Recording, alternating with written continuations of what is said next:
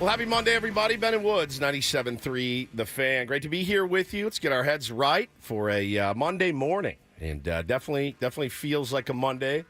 Off to a Monday start, but I'd say the mood is pretty good in here. We were just recapping all of the really ridiculous things that we saw in sports over the weekend. Like, we do a segment called Don't Do This. We do that every day at 7:20. We could do an hour of things that happened this weekend in sports that are don't do thighs. And we were dying laughing at some of them, man. So we'll get to those this morning, certainly. But let's check in with the crew. I'm Woodsy. That's Paul Reindl. He's the executive producer. Good morning, Paulie. Hey, how are you? Doing great. Ben Higgins, your friendly neighborhood sports anchor, joins us as well. Good morning to you. Good morning. Feeling good. A little full, actually, from my tailgate spread on Saturday night. Yeah, you look like a hostage. I saw a picture of you, though. You look like a hostage. I was just full. I just ate too much. Was it like you went to the Aztecs football game? Right. Or as my wife would call it, the Cougs. Washington State Cougs football game. Right.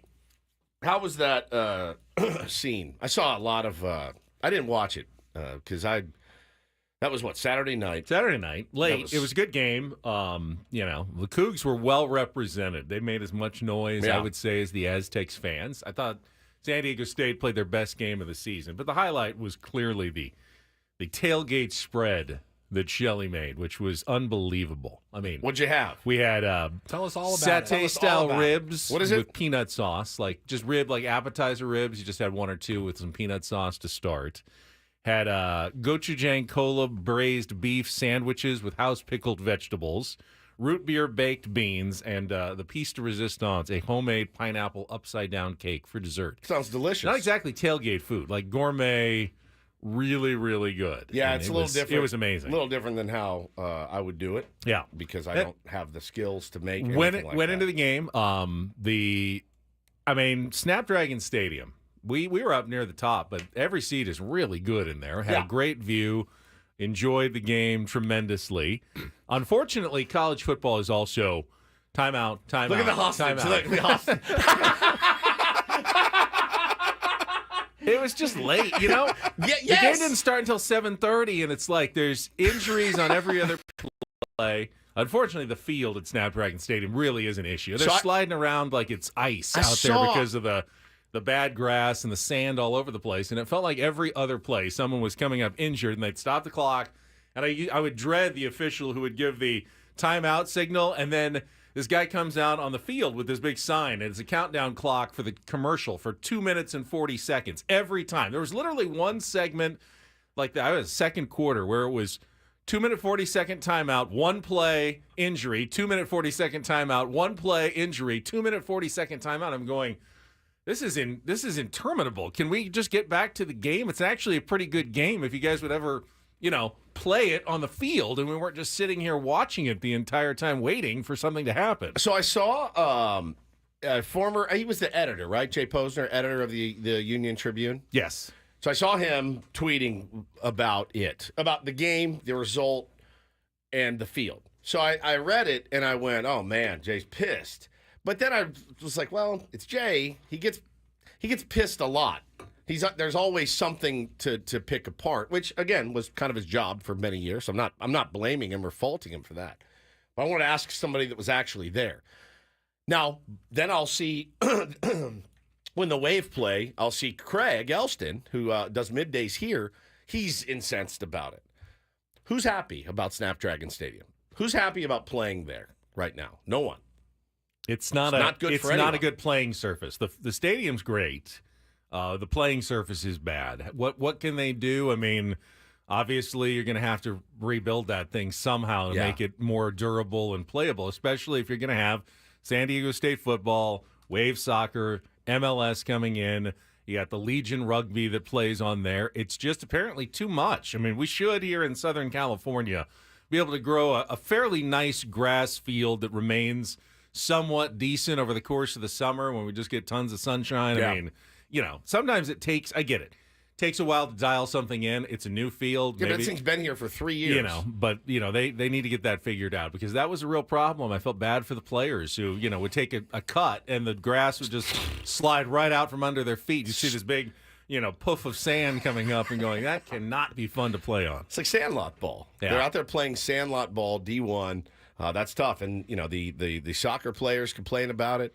The soccer fans complain about it. The football fans are complaining about it. Wait till MLS gets in here. They're going to want that thing pristine, right? They're going to want that thing as pristine as can possibly be. That's an issue moving forward. As are most things with most sports in this town, there's always some greater issue than the actual play on the field. Aztecs did lose that game, and I saw Jay very upset about that as well. And they were up 12 going into the fourth quarter and gave up 15 unanswered points and ended up. What is happening right now? I don't know. Losing. I don't know. I really don't know. Foreplay after a fun weekend. Yeah, we're breaking down the field conditions at Snapdragon Stadium and talking about the Aztecs football choking. game. Have they won? They've won how many games? What is happening? Three. Right now? 3 games. Yeah.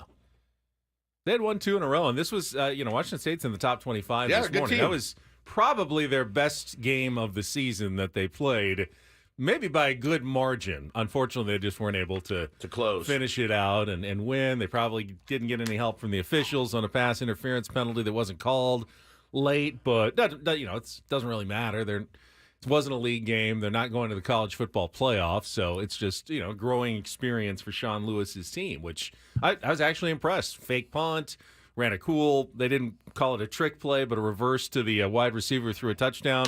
Yeah, too sportsy for Foreplay, but that was my weekend.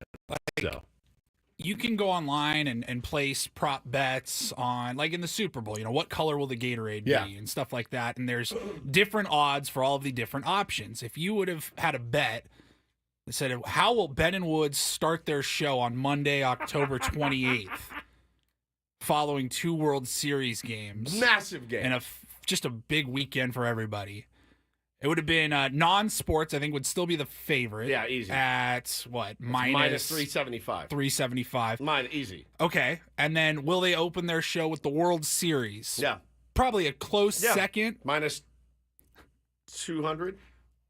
Where does Aztecs San Diego plus State 15,000, I think. Plus 15,000. You asked me what I did this weekend. And that was pretty much all I did because Saturday took all day to put together the tailgate and then go to the game and then get home from the game. Didn't get back until 11:30 midnight. So it was a long day. Because I watched the World Series on Saturday night, and by the time that game was over, I was spent, and I tweeted something to the effect of, "All right, it's now time to scroll my all of my subscription sites.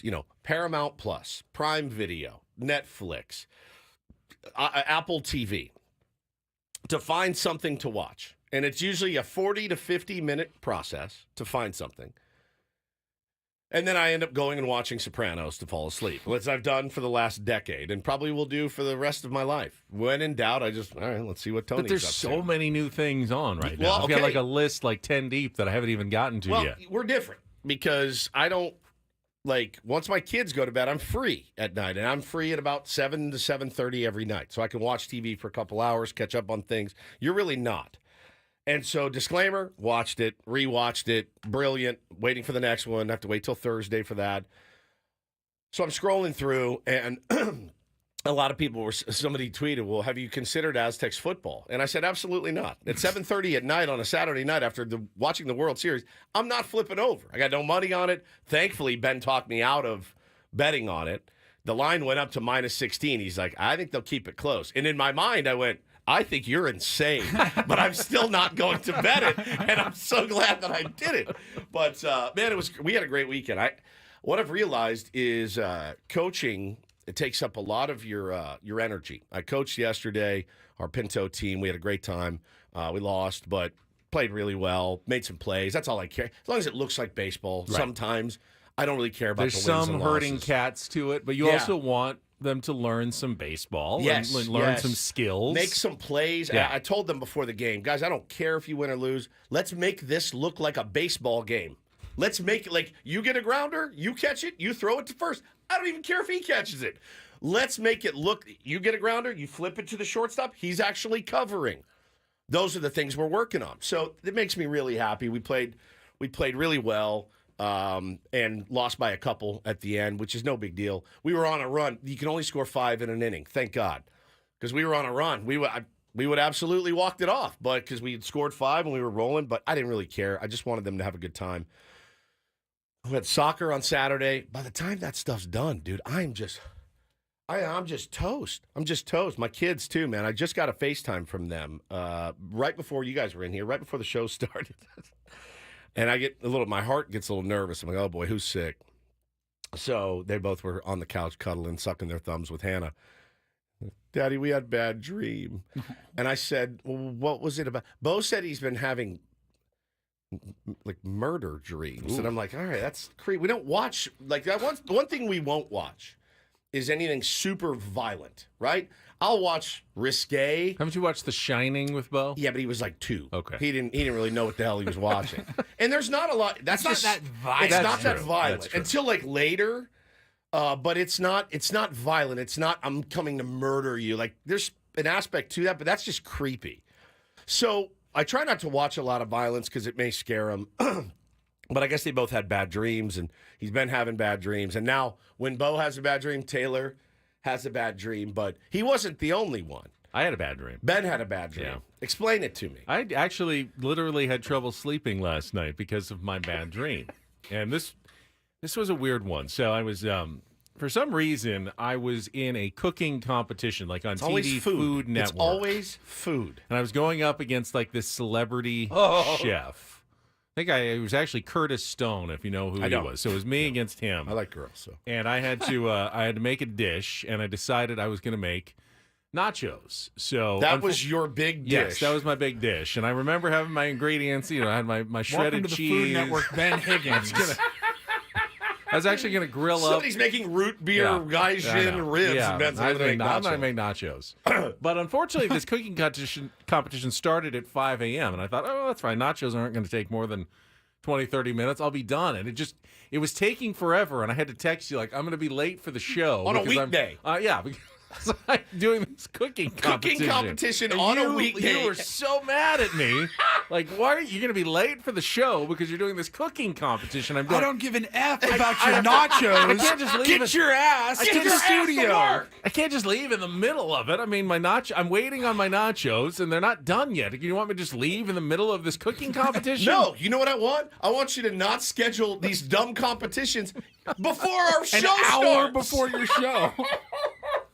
That's what I want. I want to be a priority. What was it, downstairs in the lobby? Like, how are you going to get here anyways? Was it some sort of TV studio? Yeah, a TV studio. You're in there making your nachos. Yeah. Then you have to get judged. Yeah. Then you have to wrap it up. You're not going to be here until 7 o'clock. I miscalculated on the time. I knew it was my fault. Like, this is not working out. I should have never started this in the first place. It's a bad idea. So it's just a bad idea. Your bad dream was me being mad at you for making nachos at 5 o'clock in the morning. Yes, you were not happy. I must be a real monster. I must be a real. You're ruining this monster. The metaphor, Satan's Blowfish says, the metaphor, Woods won't let Ben follow his dreams. He's absolutely free to follow. You know what? Follow your dreams at 10:15, okay? Or on the weekend. I don't want to even be in a Food Network cooking competition. That is not my dream. I've never had that dream. I don't want that dream. Why did I get legitimately mad when he's in the fake text in my mind is like, I'm going to be late, bro. Like, if you got a flat tire, I'd be like, oh, that's a bummer. Paulie, your car won't start? Okay, those things happen. But if Paulie's like, hey, sorry, I'm waiting for these new Nikes to drop and I can't leave my house, I'm going to be like, get your ass in your car. The cheese isn't all the way melted yet. I still got to put the jalapenos on. Yeah, I mean, we're not even close. Like, being late is okay as long as it's a legit excuse. Making nachos isn't one of them. It's just not one of them.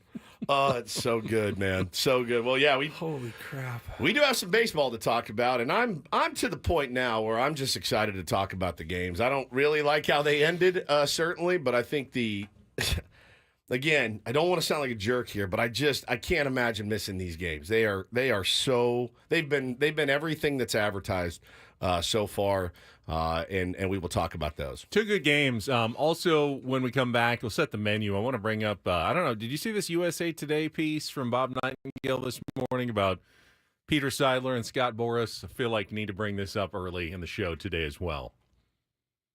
The one talking about Juan Soto? Yeah. Who wrote that? Oh, Bob Nightingale wrote one this morning, just came out with some specific quotes involving Peter Seidler that I hadn't seen yet, so thought I'd bring that up as well when we come back. Glad to have you with us on a Monday morning. We will talk some baseball coming up, and Skip Schumaker is going to be on the show which always makes us all happy. Got a story about him I got over the weekend. Oh, my God. A DM I got from somebody. Paul Reindl, Stephen Woods, Ben Higgins. We've got Kelly's Traffic, and then off and running here on a Monday on San Diego's #1 sports station, 97.3 The Fan.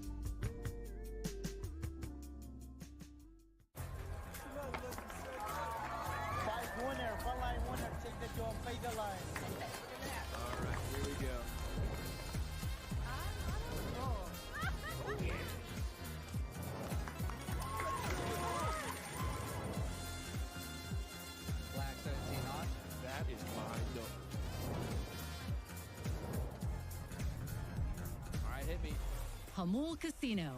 Fun above all else.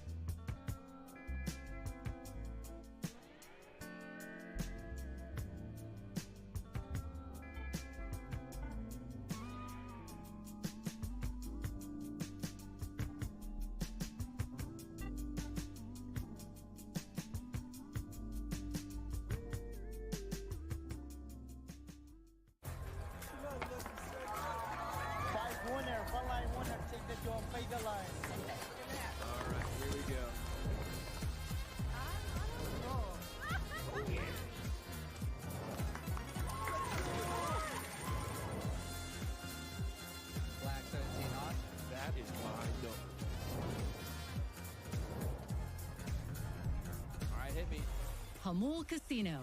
Fun above all else.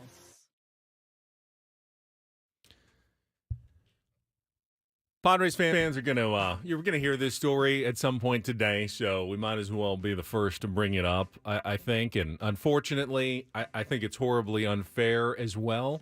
At some point, the Padres front office and ownership will probably have to respond to questions about this story, and there's no way to truly confirm whether it is true or simply an opinion, simply a tactic by Scott Boras. That's the word.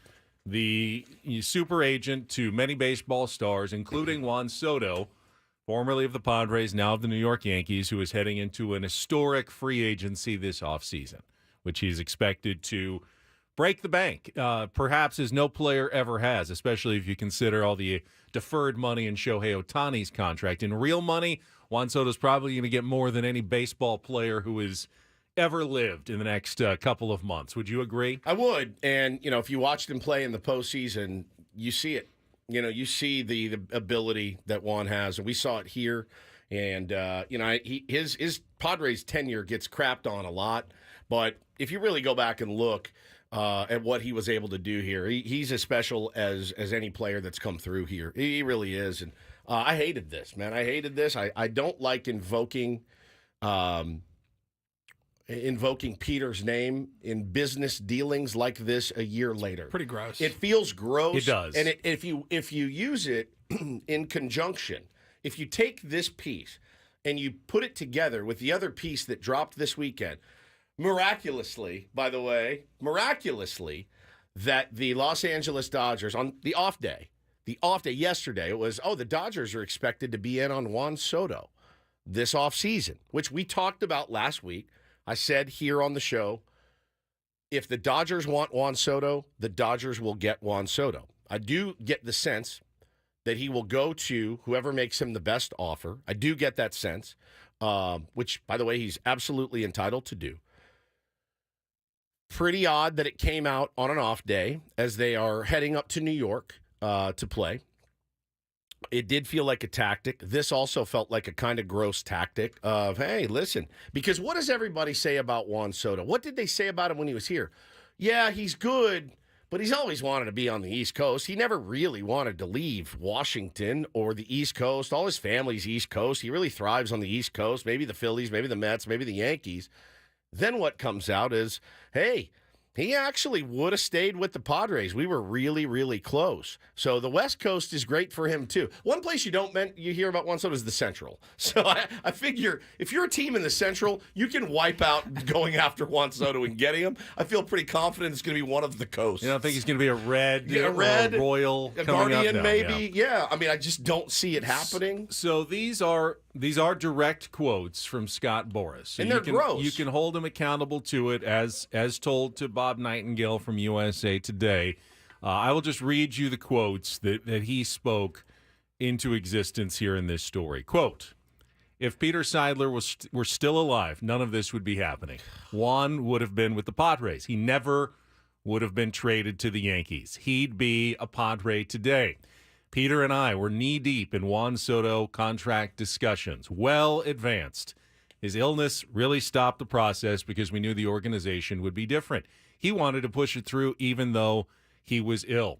I have a text message from him 4 days before he died. Be back online real quick. 3 weeks later, Soto traded to the Yankees. Quote, that doesn't happen if Peter is alive. Where we were at, Peter would have gotten the deal done.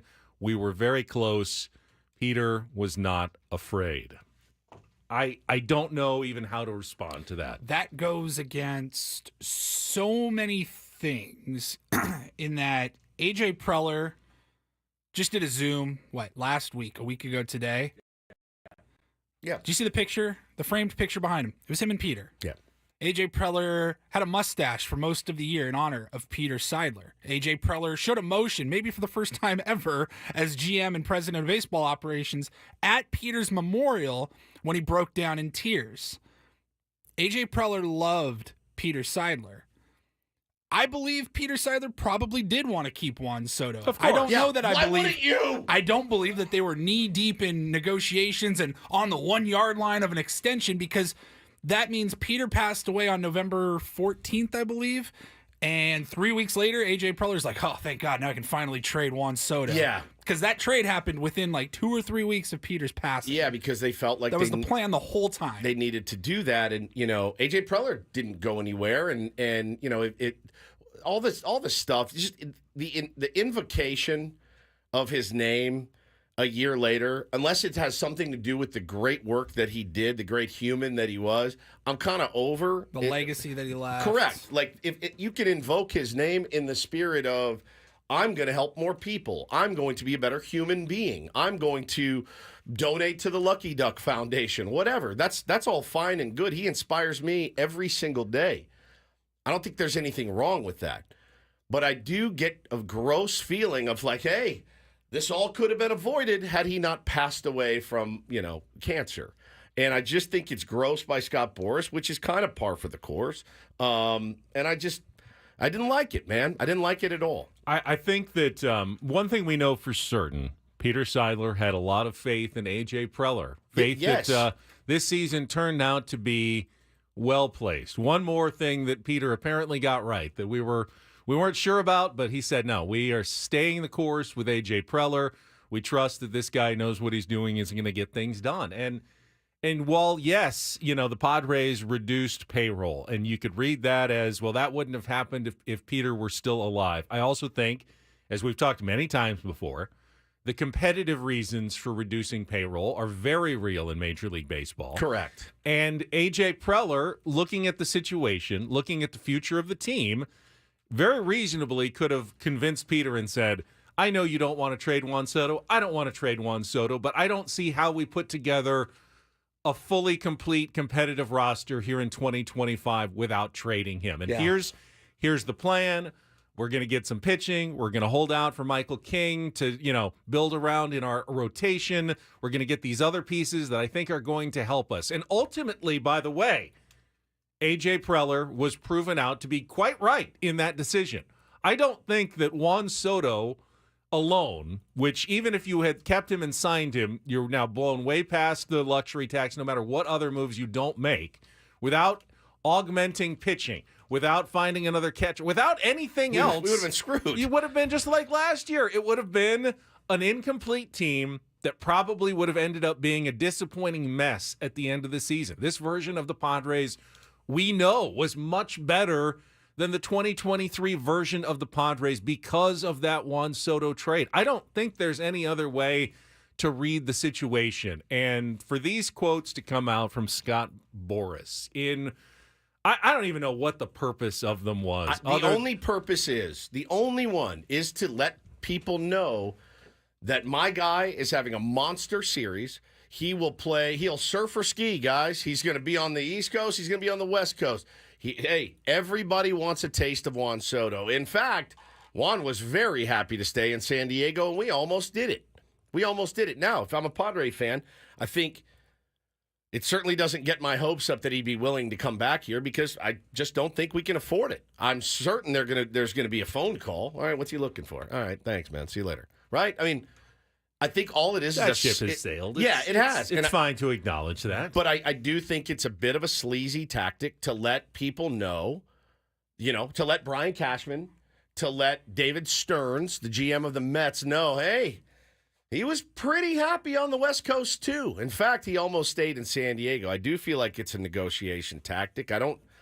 I just feel like it's sleazy. I feel like it's agent speak, and I think it's a sleazy move. That's just my opinion. So you can disagree, agree, but I'm just tired of invoking his name for anything other than the great work that he did.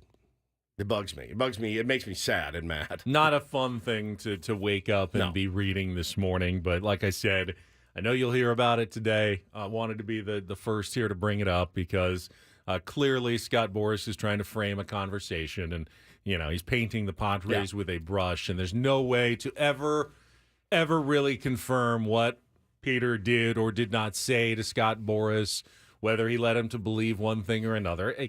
Dealings with agents are always kind of shrouded in a bit of cloak and dagger. You can never say exactly what you're thinking to an agent. Yeah, what we're thinking is we want to make your client the highest paid player in the history of baseball. Let's get it done.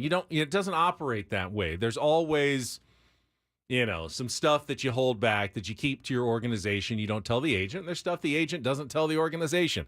That's simply the truth when it comes to these negotiations. Yeah, you hate reading that stuff, man. It just bums me out. But I'm glad you brought it up because it is going to be out there today. All right, we will. I know it pains people, but we do have to talk about what was one of the great World Series games. All right, I mean, take your hated the ending. I'm going to ask you guys.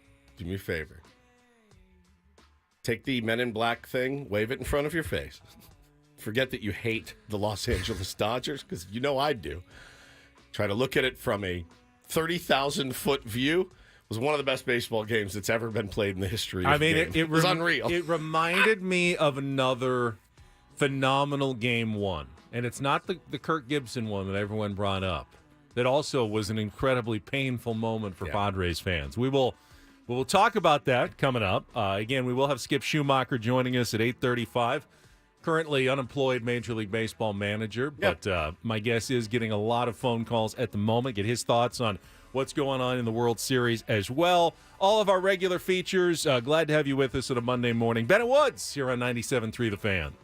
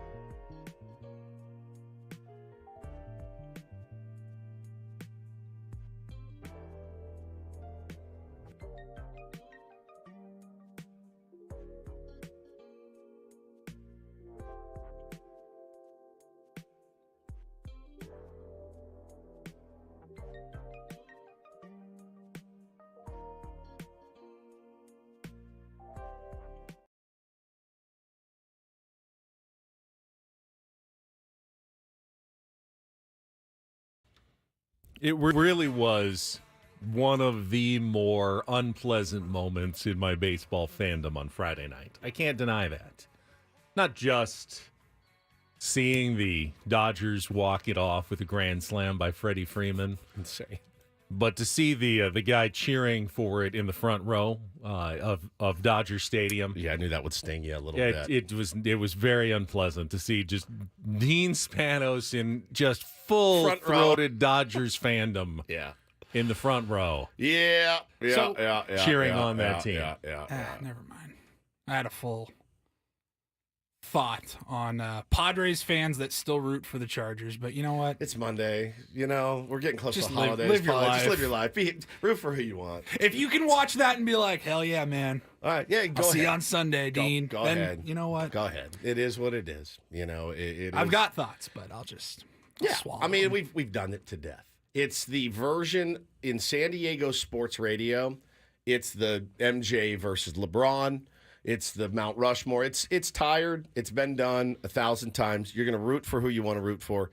I support you. Life's hard enough without getting grief for who you root for. I right? mean, just the plain fact is, you can make the argument that, fine, you were never getting the stadium we wanted here. No. We're not doing this. But you could. No. You didn't have to become a Dodgers fan. There's no Hold back requirement with your name on it. There's no requirement to become a Dodgers fan when you move to L.A. There's no requirement. It's not in the charter that when you cross the county line so sorry. that you have to become a Dodgers fan. I'm sorry, man. We're not doing this. He was always a Dodgers fan. Always. That's what I'm telling you. I was in conversation with, let's just be honest, somebody that knows him very well. He never wanted to be here, ever. Never. He always wanted to be there. That's what he wanted. He got what he wanted. We move on with our lives, right? We've got the Seals, and we've got MLS, and we've got the G League, okay? And we have a very exciting baseball team to cover here in San Diego. But Dean Spanos never wanted to be in San Diego. Honestly, the excitement of Padres baseball, which I think is made in part possible by them leaving, has been way better than anything I ever got from them. That's exactly right. So really take the good with take it as a positive that we don't have to come in here and pour over an 8-8 season or an 8-9 season, and why don't we have a better offensive line? We get to focus our energies fully on the San Diego Padres, and they have given us a lot to cheer for, a lot to question, which is a dream to cover. They're a dream. You know, it's not the Reds, it's not the Rockies, it's not the teams that just are never in it. You get the feeling that they're going to be trying to win for the next, next generation, hopefully. But as far as that team goes, here's what you're missing: the bigger point. The LA Dodgers, and I tweeted this the other night, it appears they are jinx-proof. They are immune to the jinx. They had those two Latina girls dancing. I'm sure we have the audio. We could find it. Before the game, their own version of That's What's In. No, doesn't matter. They walk it off in a grand slam. They had got one of their rappers. He's actually a pretty funny dude. Follows me on Twitter, Doze. He's doing this corny-ass rap before the game. No problem. They go out and win. Dean Spanos sitting in the front effing row. No problem. No problem. They go out and win. This is the problem. The baseball gods do not exist in L.A. They just don't. They're on a break. They have not smited them for all their goofy stuff. We'll see. It's not over. We'll see about Shohei Ohtani and his subluxation, and we'll talk about that coming up. But we'll see if they truly are jinx-proof going forward. They do have a 2-0 lead, and as you said, Woods, take away the uniforms, take away your feelings about the franchises. Game 1 will live on as one of the better baseball games that we've seen in our lifetime. We will talk about it right after this check of traffic on 97.3 The Fan. From the 97.3 The Fan Traffic Center, here's Kelly Danick. Headaches along westbound 8 this morning, guys, all due to this crash right before College. 2 left lanes are blocked. Also getting reports of a small brush fire starting up northbound 15 before Arrow Drive. It's over to the right shoulder. I'm Kelly Danick with Ben and Woods, San Diego's #1 sports station, 97.3 The Fan. All right, starts with a pitcher's duel between Garrett Cole and Jack Flaherty in Game 1 of the World Series on Friday night. Runs were tough to come by. Finally, the Dodgers break through on a Kike Hernandez triple in the 5th inning and Will Smith sacrifice fly.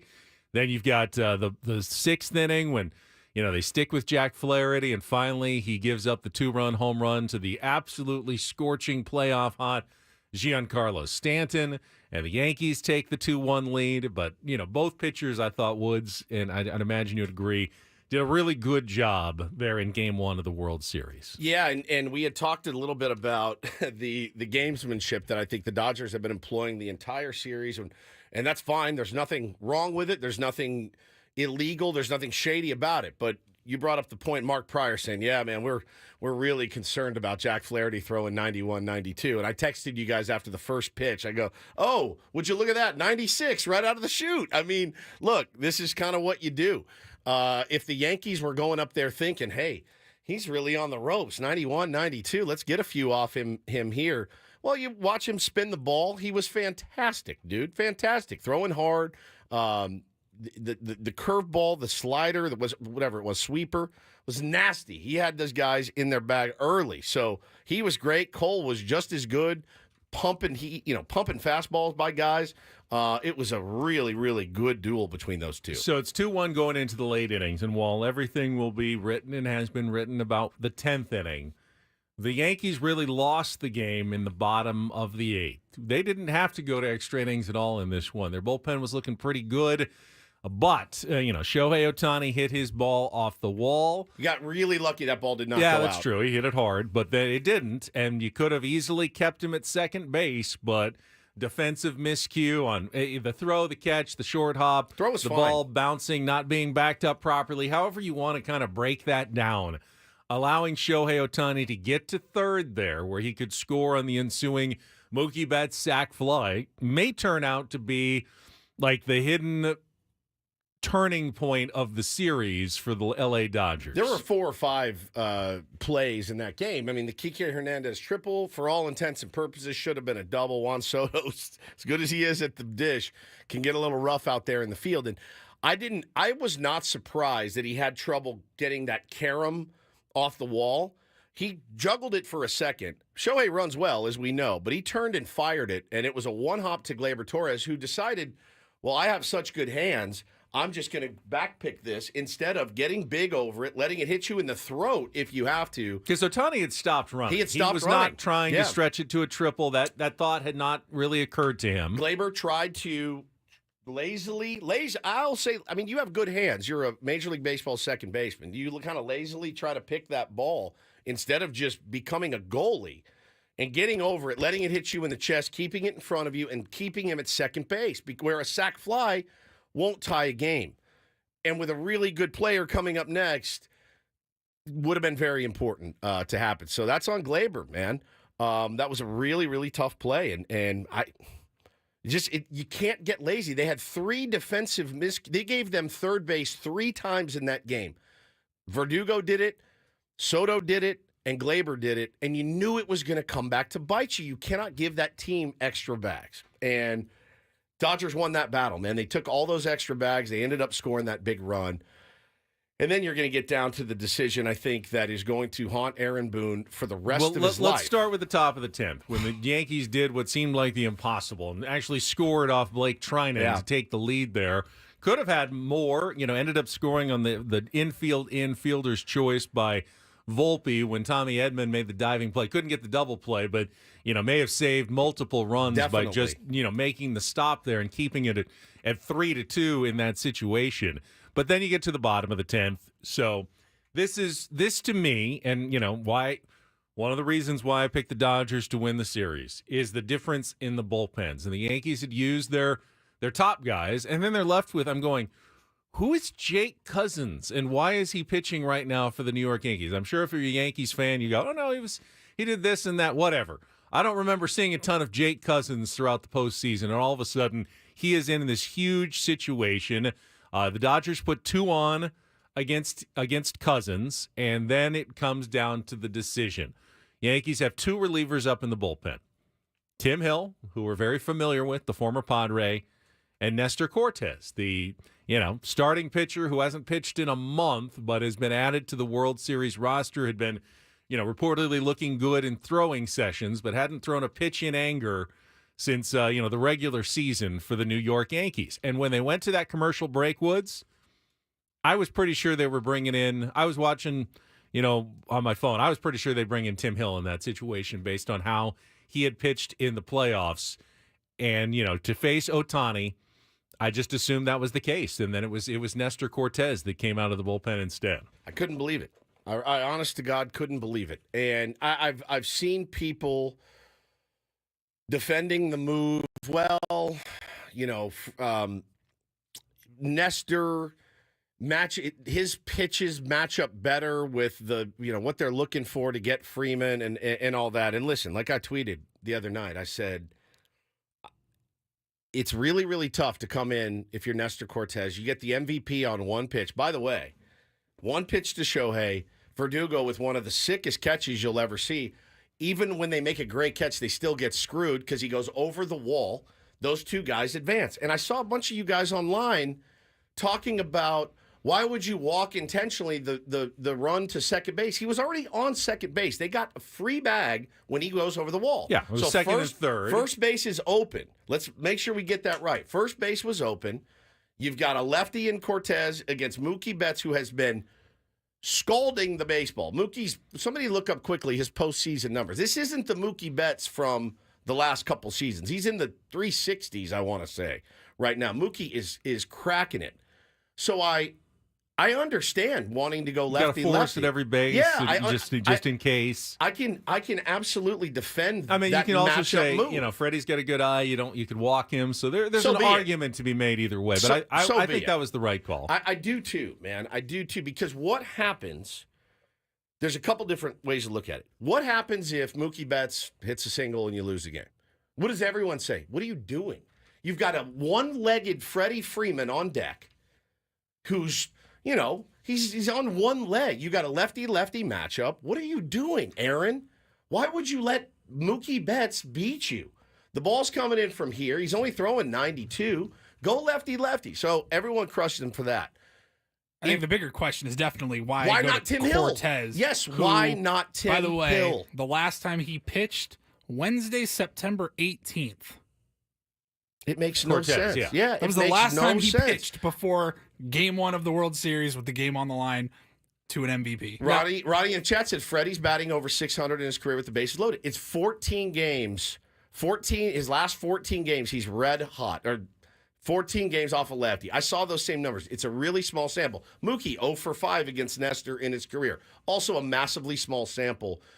When you're throwing 92, the question's not do you walk Mookie Betts. The question is why do you bring in Nestor Cortez? That's the question. It's also hard to totally evaluate Nestor Cortes. He threw 2 pitches the entire night. Yeah, they both to sucked. It's hard to do, but They both sucked. He threw 2 pitches to 3 batters, got away with the one to Shohei on the foul pop-up. There was still 92 down the middle. They ordered the intentional walk, didn't have to throw a single pitch to Mookie, and then threw the 1 pitch to Freddie that ended the game. I mean, he threw 2 pitches the entire night, and it's the decision that I'd imagine kept Aaron Boone up, that night and going, I wonder what would have happened if I had brought in Tim Hill instead. Well, and again, okay, so we talk all the time about moves that you can explain. If you bring in Tim Hill and he gives it up, is anyone going to say, why didn't you go to Nestor Cortes? No one on the planet is going to say that. Not one person. Timmy Hill has been really good.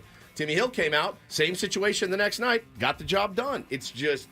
That's the one that makes you insane if you're a Either Yankee way, fan. the Yankees are choosing from Jake Cousins, Nestor Cortes, and Tim Hill, and the Dodgers just keep bringing in good relievers. Walking Gavin Lux is the worst mistake that you made, period. It was terrible. Padres did get some good news over the weekend as well. We'll get to that and some take on Woods coming up next year on 97.3 The Fan.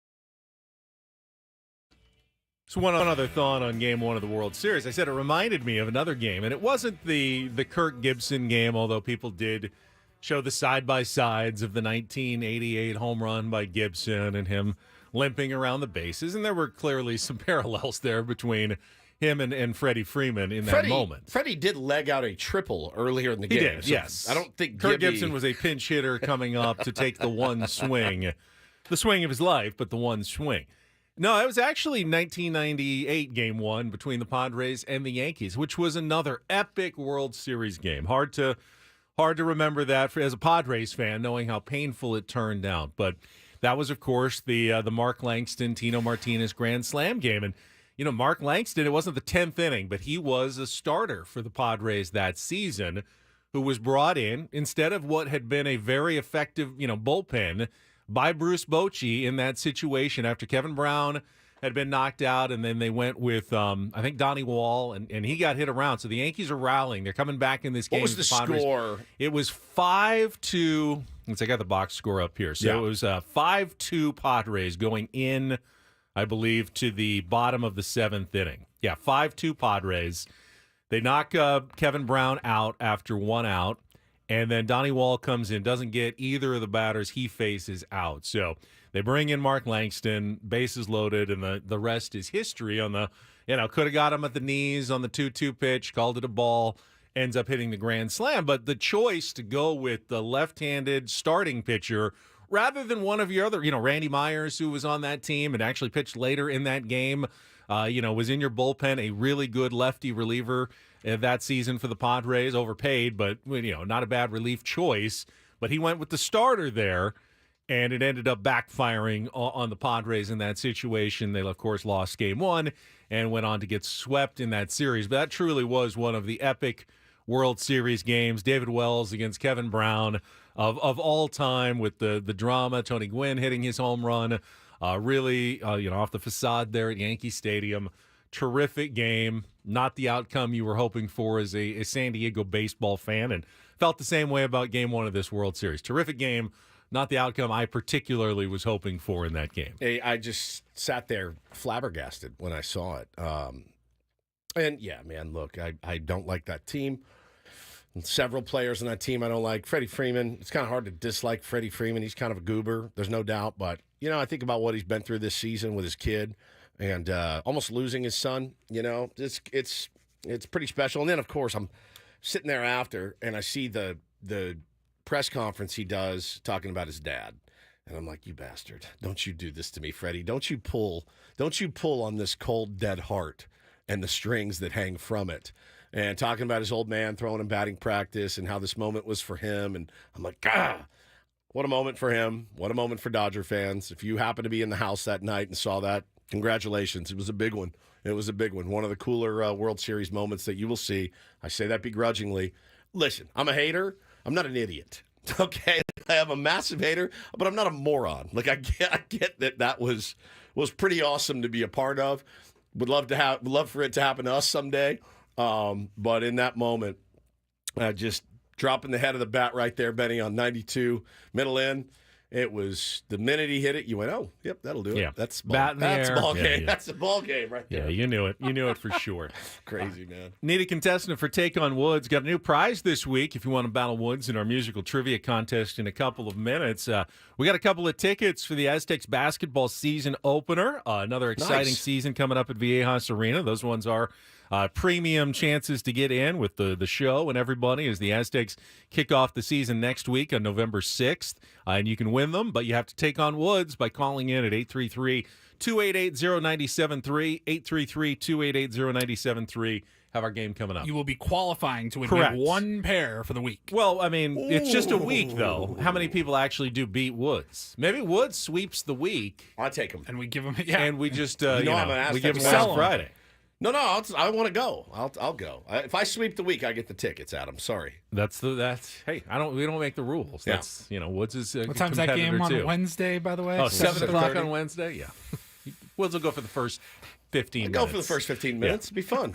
So call in now if you want to try to qualify to win the Aztecs basketball tickets. But if you beat Woods, you've got a very good, at most 50-50 chance, For I sure. would think, Just want to make sure it's of winning. But thank you for the clarification. Had to get some good news this weekend. This was cool. Jackson Merrill was named the 2024 Players' Choice Award NL Outstanding Rookie. And why that's important, the official Rookie of the Year award won't be announced. This is Jackson Merrill. Until after the World Series when they do their big award show. He already won the Sporting News Rookie of the Year award.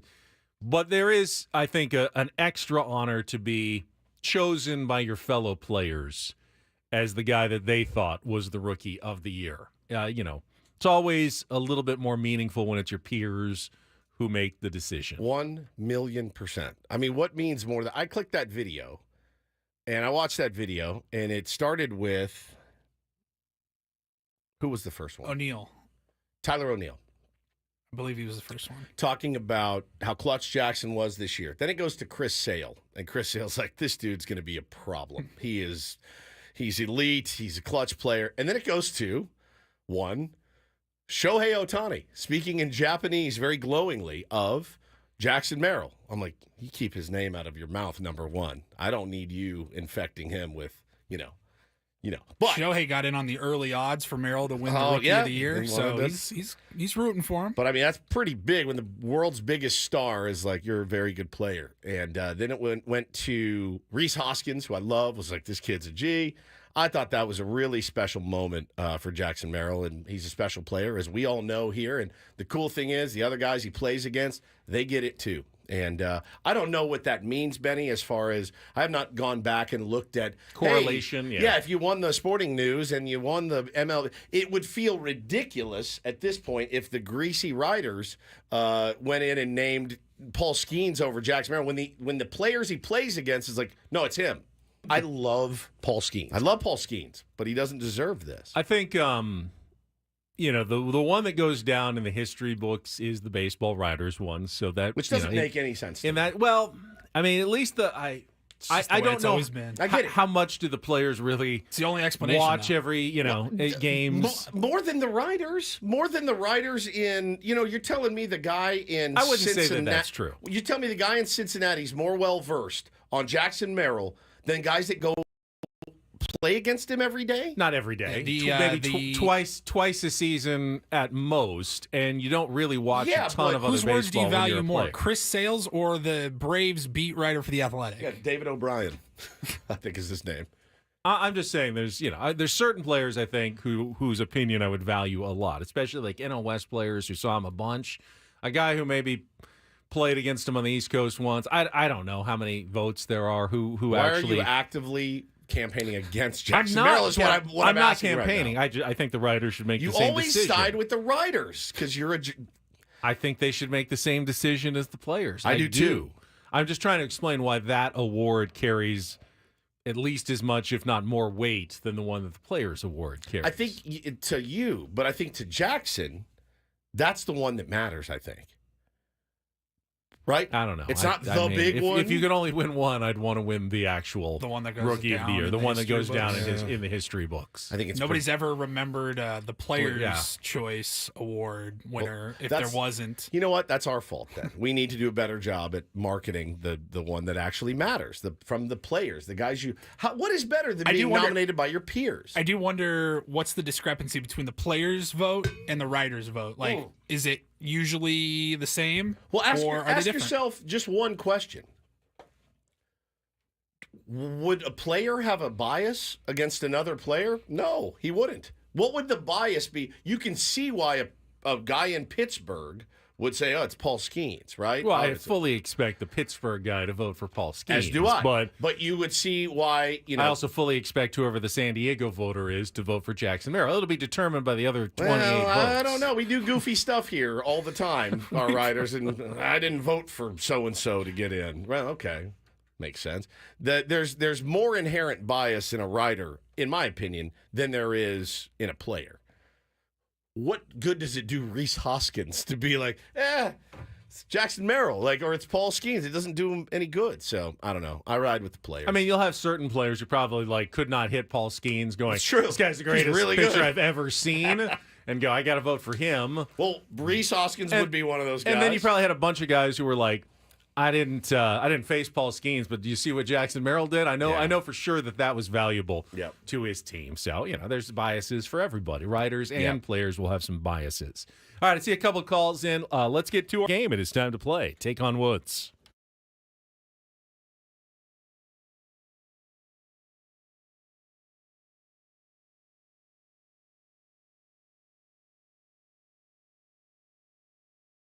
All right, I have no idea who is up. Let's see. Caller, who's this? You're on the air.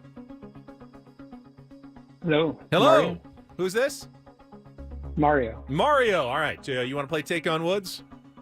Sure. Excellent. You are our contestant today. Take on Woods is brought to you by Valvoline Instant Oil Change. It only takes 15 minutes. You don't have to get out of your car. For directions and discounts, go to SoCalOilChange.com.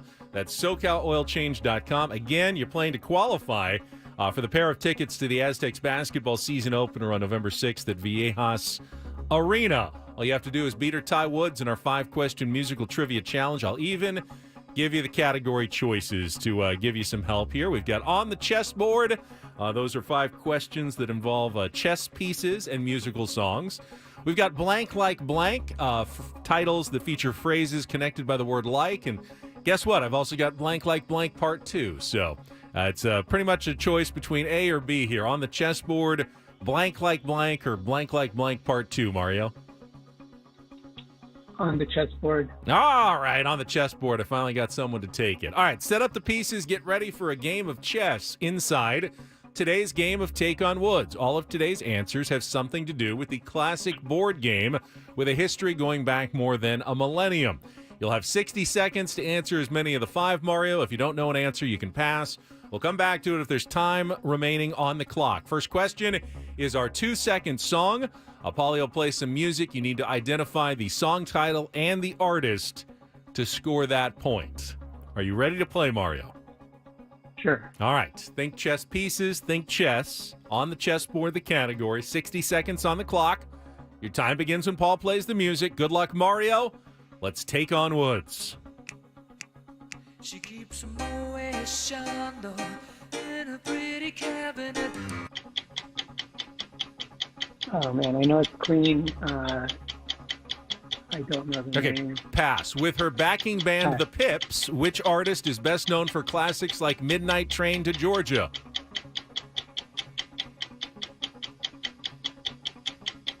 Pass. Lucille is the name of which blues legend gave to all of his guitars, usually black Gibson models.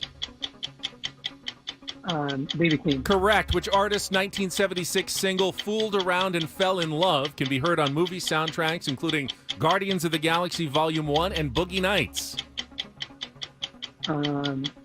Pass. Which song from the Broadway musical Chess turned into a 1980s hit for English actor and singer Murray Head? Pass. Go back to our 2-second song. You just need the title.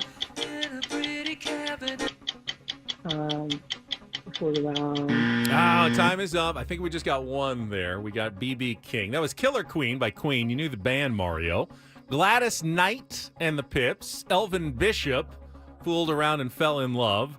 And One Night in Bangkok by Murray Head is the chess song. So you got Queen, Knight, King, Bishop, and One Night in Bangkok. Our chessboard category. All right, Mario, your score is locked in. Don't know if it'll be enough against Woods. He is on his phone. He is Come on in. locked in, probably reading tweets. You reading some tweets out there? What you doing? Yeah. Yeah, sorry. On the X machine. All right, Mario's score is locked in. Adam did say if I sweep the week, I can have the tickets, which is probably illegal. Probably. Somewhat, but All right, the pressure's on. Pressure's Mario's more score is pressure. locked in. No category for Woods. 60 seconds back on the clock. Your time begins when Paul plays the music. Good luck, Woods. Let's take on Mario. She keeps a Moet it's Queen, and the name of the song is. I'll come back to it. With her backing band, The Pips, which artist Gladys is... Knight. Correct. Lucille is the name which blues legend gave to all of his B.B. guitars. King. Correct. Which artist's 1976 single Fooled Around and Fell in Love can be heard on movie soundtracks including Guardians of the Galaxy Volume 1 and Boogie Nights? You're looking for the artist? Yes. Fooled around and fell in love. Good Son song. of a bitch. All right, pass. Which song from the Broadway musical Chess turned into a 1980s hit for English actor and singer Murray Head? What is the category? The Queen song is. Go back to the song. She keeps them always shining in a pretty cabinet. What the hell? I'm done. Which artist 1976 single fooled around? You know, just the two, and you sneak out a 2-1 win. Tough category. Thank God. It's been sitting there for like 3 weeks. Give me the name of the category. On the chessboard, you had B.B. King and Gladys Knight. Okay, so the Queen song is, what is it? It's going to drive me Killer crazy. Queen. Killer Queen. By Queen. Okay. So you Queen, Knight, King. Fooled Around and Fell in Love is Elvin Bishop. I would have forgotten that. And then One Night in Bangkok is the it. Chess, the musical. That's You love that song. I know. It all ties together with the board game of chess in that category. You did sneak out to win, so you're still alive for your Aztecs tickets at the end of the week. God. We'll have another game tomorrow, see if we can Stomach qualify hurts, someone. bro. That was like on the cusp of all of them. People have avoided that category like the plague yeah. for weeks. Well, good for him for trying. But Mario gave it a try and unfortunately came up just a little bit short. He was close. He got Queen too. Couldn't think of the name of the song, just like you. I think Gladys Knight was the only difference in that one. Thank God. All right, Woods is. We may have to double. Don't do this like the first ever double. Where do we start? DDT today. There's so many. We'll just keep going until we run out. I think We've got a statue reveal that happened yesterday that just laid me out. I mean, it's radio, but we also are on YouTube. So if you're watching on YouTube, if you haven't seen it, it's unbelievable. we have a quarterback who's never going to live down a decision in a moment. Never. From a game yesterday. Imagine ever. if I was a quarterback. Yes. What I would say after a game. I mean, it is just incredible. And how the turntables have turned on a defensive player in the Chicago-Washington game in about, 2 seconds, 3 seconds max. The moment of the day in sports yesterday, bar none. All coming up next with Ben and Woods and Murray Head on San Diego's #1 sports station after Kelly's traffic here on 97.3 The Fan.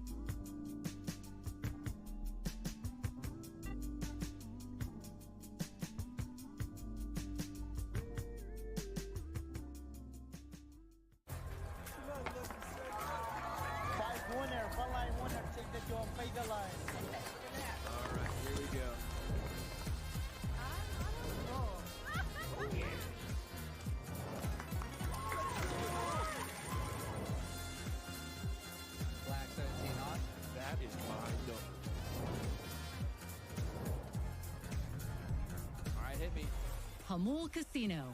Fun above all else.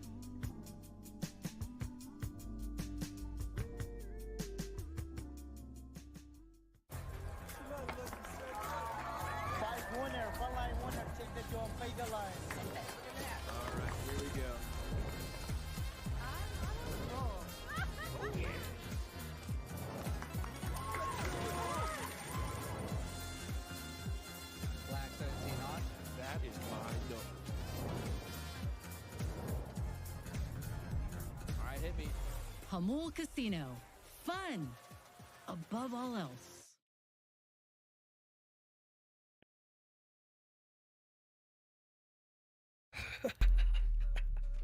All right, we had a lot to choose from. We've narrowed it down to 3 just in service of time this morning. Don't do this. We had to push one to the Reindl Report. I mean, there's so much to get to today. No do this today, by the way. These are all don't do this. But yesterday, the Miami Heat unveiled a statue of their best player of all time in Dwayne Wade. And there was LeBron played for them as well. But I think the one that is most identified with the Heat is D Wade. Yeah. And, they unveiled it, and he was there for the unveiling. And he stood there with his hands folded in front of him and kind of walked around it and looked. And when they did the close-up, the body looks okay, I'd say. And then you get to the face, and, it looks like a 90-year-old man, his head on the face of D Wade's body. It is. I think it's scary. Very scary. It looks horrible. And I thought to myself, You know, in Raiders of the Lost Ark, when his face starts to melt. melting off at the end, it's the like very in the beginning. first. It's like in the first stage of his face melting off because he looks just like looked the at the zombie in I Am Legend. Yeah, somebody said it looks like Jimmy Kimmel when he did Carl Malone, and that's pretty dead on. What a feeling that must be. We remember Ronaldo's statue. It was terrible. I don't know what's happening to statue makers, but they've fallen off. They're They're really all have. on drugs. They've all fallen off. Is it a field or an industry that is attracting New the talent? best talent, the new talent? I mean, in the old days, there probably were a lot of really great statue makers, Sculptors and whatnot. Sculptors. Nowadays, with all the digital art and stuff, I'm just not. Sculpting may be a dying art form. There's got to be a way to with all the technology you have now. You need to be able to plug in somebody's face to a computer, and it goes and chisels it for you. Yeah, like a 3D. 3D. Let's just do 3D printing 3D printing. instead of like bronze sculpture. It's just 3D print stuff, and replace it every year or two or whatever it's made out of. It's a tough Plastic, look. it's fine. Well, I ask you the question: would you rather have no statue at all or a statue like that? I'm going with no statue at all. I mean, Yeah. we have a painting of us. It didn't go very well. If we had a statue and that was what they used, I would say thanks, but no thanks. I'll pass. It's so bad. Poor D-Wade. And you got to stand up there and be like, oh, what a great honor to look like somebody that Where is doesn't even that look like painting me. of Ben and Woods nowadays? Anyway? Do you still have it? I never had it. No. I thought you had it. No. No. Does Craig Elston have it? Craig may have it. He may have stolen it from the old station. Amongst other things that he stole. He walked out of there with like $50,000 worth of equipment as well. So he showed me the trunk of his car that day. Well, you're set for life. Yeah, he may have it. I have no idea. I don't ever want to see it again. All right. I've got a. Paulie's going to put it up on the feed. All right, great. I've got as Paulie looks that up, I've got a very questionable moment for a quarterback yesterday. That would be, there's the picture of you, me, and that's not Paul. That's me, fresh off of my my Golden Gloves debut that I got punched right in the nose, apparently. You got to be kidding me. Ben's eyes are about half an Half an inch inch apart. apart. Yeah, they're not level. I am the ugliest human alive. Sloth from the Goonies. You are a cherub. You look like a little It was in fat the lobby, cherub. the lobby of our old radio station. Yeah, us with Darren and everybody Jim else. Rome had Jim Rome. one. Oh, Darren and- Smith. Hell yeah. And then Joe Totino's never looked better. Never, But ever. the two of us are. I feel like Joe might have been the one that painted it, to be honest with you. I think he was the actual painter. we certainly organized it.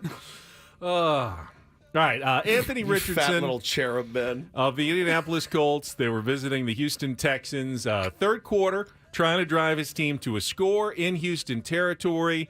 First down, scrambles around. Second down, scrambles around again. Second and goal.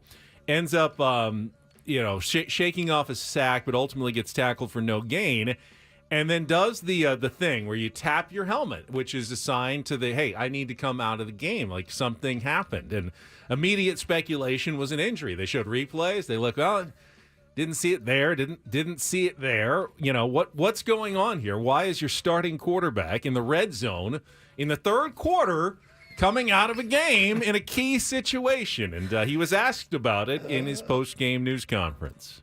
Man, tired. I ain't gonna lie. That was a lot of running right there that I did, and I don't think I was gonna be able to go that next play. So I just, just told Sam I just needed a break right there. I was tired. Tired. Was a lot of running, and he did. He did do a lot of running. He did. Aren't you? If you're Anthony Richardson, you're supposed to be conditioned for that. Yeah, I mean, they. Man, tired. I ain't gonna lie.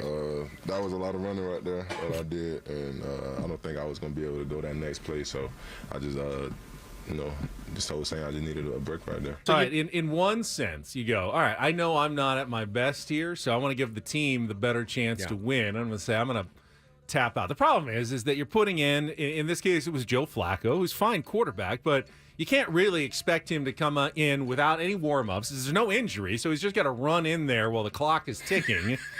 And so they do what they have to do. They just give up handoff to Jonathan Taylor and settle for the field goal, which is fine. And they got within 7 points there, but I don't think there's many quarterbacks in the NFL or NFL history who have tapped out of game just because they ran around and scrambled too much the previous 2 plays. I'm dead, dude. I mean, that's like... You get through one more play. It's 3rd and goal. You get through one more play. You're coming off the sidelines. You get a breather. One way or the other. You're getting a breather in one more play. You can't suck it up for one more play. What does sports radio in Indianapolis sound they're like losing. today? Did they end up winning? No. They lost. They backdoor covered on a late touchdown because that was my pick. Texans -5. I lost on that one. And they scored a touchdown to pull within 3, but never had a chance to win it. It's always that frustrating loss on the backdoor cover loss. But, yeah, they did lose the game. Texans have the lead. They have a 3-point lead with like 2 minutes to go, and you're like, oh, they're just going to run the clock out. You bastards! Yeah. Score! Field goal! Field goal Anything! gets us the win. No, Yeah. no cares about covering for us, Paulie. 0%. Yeah, it's a fun one that they're going to have some fun with this morning in Indianapolis. I promise you. We do appreciate honesty and frankness from our athletes until we don't. Yeah, until I it's know. like, all right, well, there's... Like, never mind. Just tell me, Coach, I put together I great tweaked game plan. something on that play, and then it was fine a few minutes later, but I tweaked something. Yeah, I had my knee... Yeah. We got You just caught for a second. Yeah. so I just wanted to make sure I was all right. It's tough. That's something my Pinto leaguers would do. Right, like... They come off the field in the middle of a game. Where are you going? I have to go to the bathroom. I'm like, there's 2 outs. You can't wait? No, I'm going to go pee. All right, see you later. But they're 6. They're 6. Yeah, they're not grown men. It's definitely a lesson that their parents have taught them. Hey, you got to go. You got to go. You got to go. Go now. 100%. And I'll get us wrapped up on Don't Do This today with something that just can't happen. And you talk about Indianapolis sports radio this morning. How about Chicago sports radio? Game in hand. 1 play left for the... Well, before that, give one at least minor DDT for them running a goal line refrigerator Perry-style play that turned into a fumble when they could have added, a touchdown that they didn't end up scoring, and turned out that they needed really badly at the end of the game. Talking about the Bears. The Bears, yeah. One of the worst offensive play calls at the goal line. Giving it to a guy who's not a ball carrier, who fumbles it, he does not get the handoff at the 1, going, what are you doing? But then, of course, there's this at the end of the game after they do score and take the lead. Yeah, game still in hand, and they're feeling pretty good about their chances. Washington, the Commanders are going to need a Hail Mary to win this game.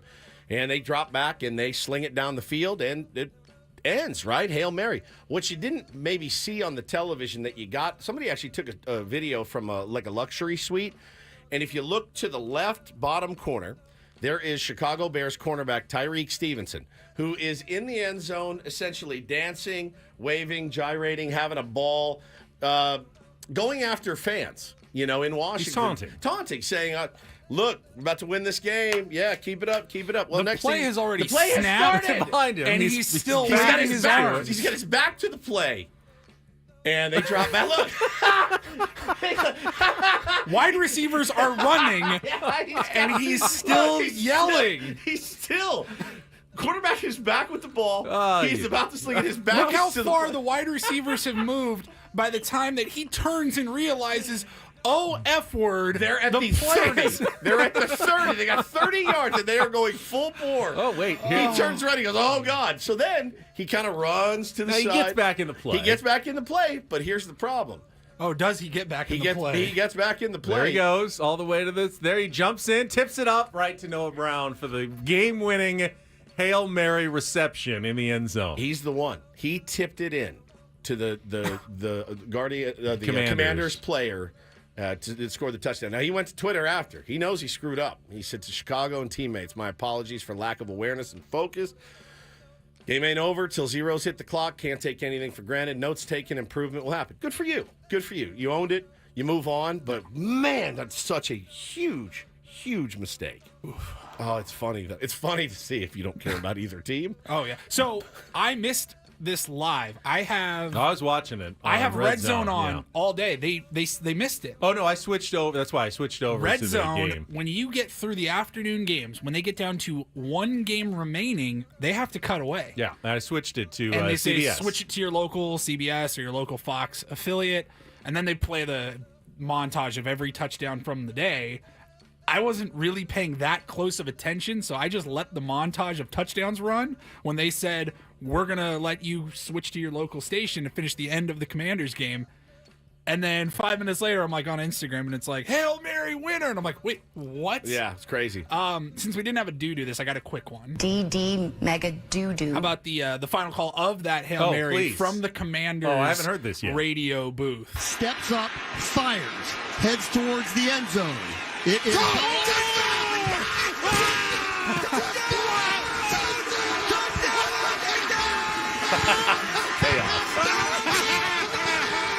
Chaos, man. Might as well be in Korean for all we could understand what they were screaming. Literal chaos. And right just the there. added bonus that Dan Snyder had to sell the team this offseason. Yeah. Now they're finally playing They're well playing so without him. good. It's so beautiful. And that was a lot of don't and a little do this on a Monday. That was Don't Do This with Ben and Woods on 97.3 The Fan. We can get back to some more football talk at some point. There were some other big games yesterday. A lot of fantastic finishes in the NFL. But when we come back, Game 2 of the World Series on Saturday, the injury to Shohei Ohtani and what effect it may have on the series going forward. We'll talk about all of that coming up next with Ben and Woods on San Diego's #1 sports station, 97.3 The Fan.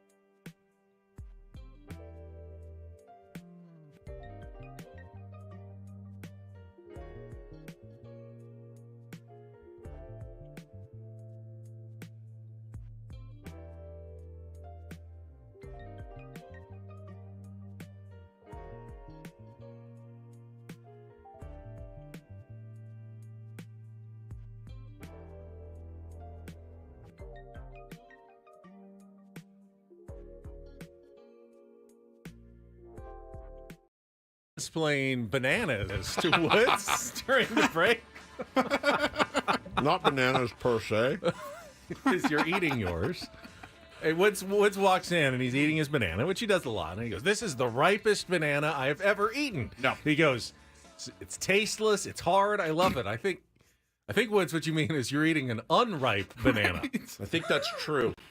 Now, I do not like overripe bananas that become mushy and brown. Those are disgusting. But a ripe banana should be somewhat soft and, flavorful like a banana. You're eating one that hasn't really fully ripened yet. Which is my favorite kind. It has zero taste. It is as hard as a rock. And you just get the benefits of it. Because I don't particularly... If there's one brown spot on a banana, I'm like, I throw it away.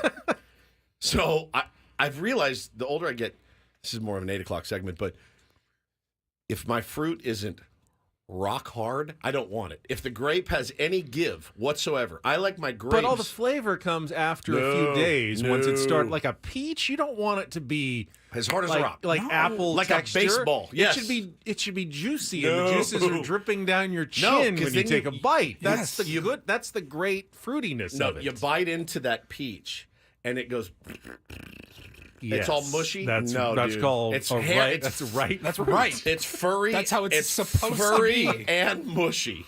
Disgusting. Like a pear has to soften up a bit. No, you can't eat it. The harder, when it's the better. Like a rock. Oh, like a Benny.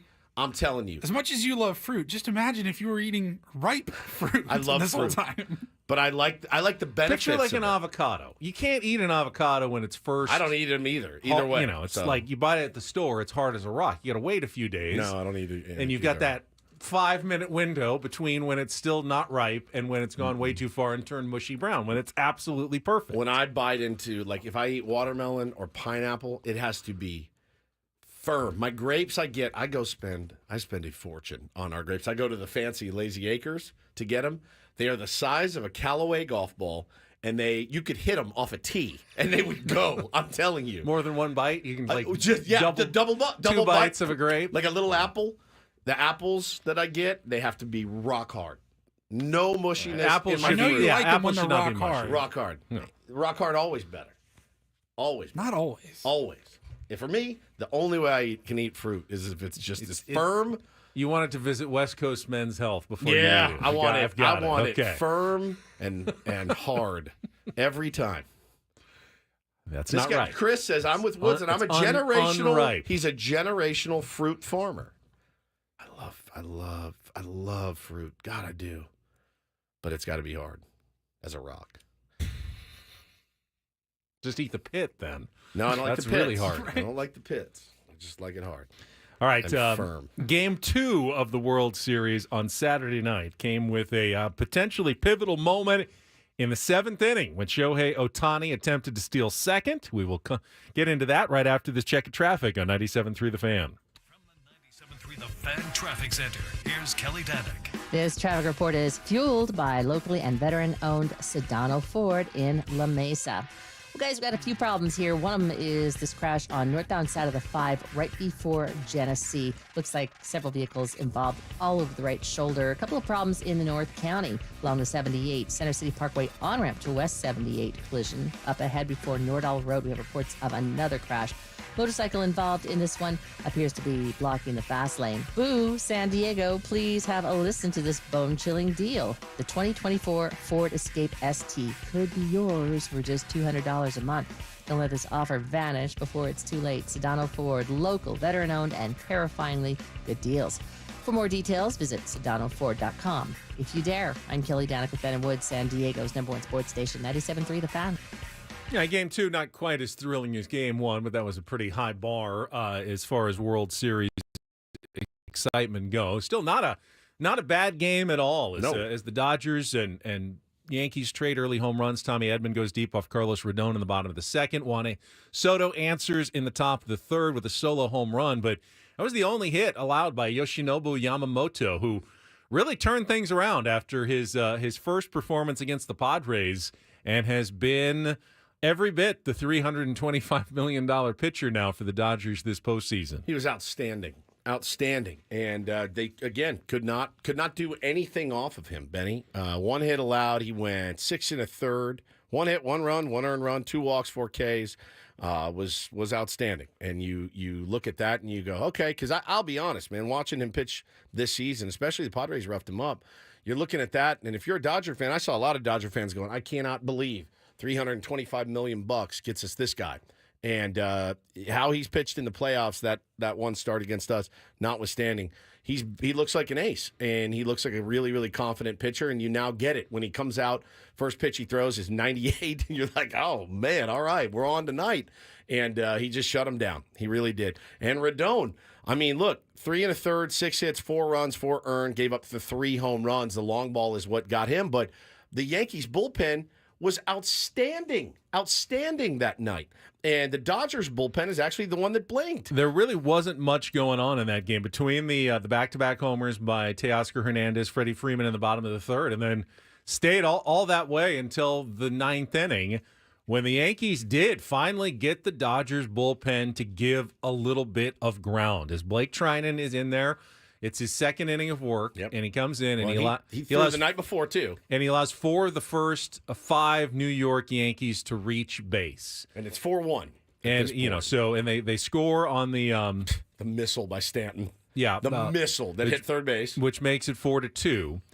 And really, I thought the key though is they got all 4 of those batters on. The one who didn't, though, once again, Aaron Judge, was Aaron Judge, who struck out in the middle of that rally. It's brutal. You know, everyone else is hitting, and Aaron Judge continues to struggle. Now, 1 for 9 in the World Series, 6 for 40 in the postseason with 19 strikeouts. It's not impossible to win when your best player is slumping a bit. Pretty close. But it makes it really, really hard. And without Aaron Judge even being anything like MVP Aaron Judge, Yankees have been in a lot of trouble. And I thought it most showed up in that inning when everyone around him is hitting. Yeah. And he doesn't do his part in the 9th inning in Game 2. Yeah, it's horrific to see. Judge is one of the more, I think, likable guys in Major League Baseball.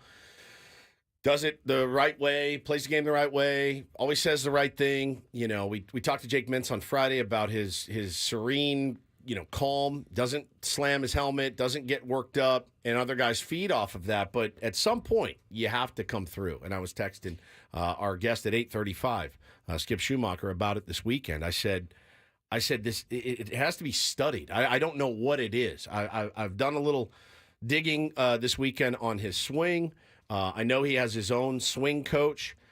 It looks like he's just getting exposed right now, Benny, and he is unable to make any sort of adjustment to anything down. I mean, Cameron Maben tweeted, Judge needs to look up in the zone and keep his focus up in the zone and spit on everything down. Obviously, it's easier said than done. He missed a hanger from Trinan the night before. He's missing pitches. The one that got me, man, that blew my hair back is he's grinding out an AB. It is 2-0.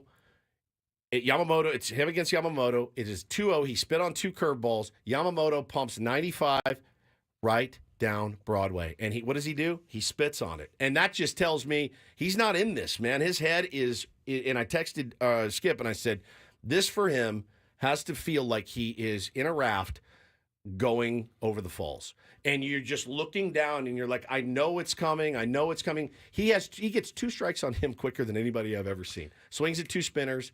And just is done. Yeah, he's done. And while Ohtani hasn't been like full-fledged Ohtani locked in, he's had enough moments that have helped the Dodgers win games, and 100%. Judge just really hasn't. He's not done. That's really been anything. the difference. Stanton has done more than enough. He's been amazing. Soto has done enough and gotten the job done. Jazz Chisholm's starting to step up a little bit, right? It's Judge who really is coming up short for the Yankees in this postseason. Well, they're as top of heavy as a lineup.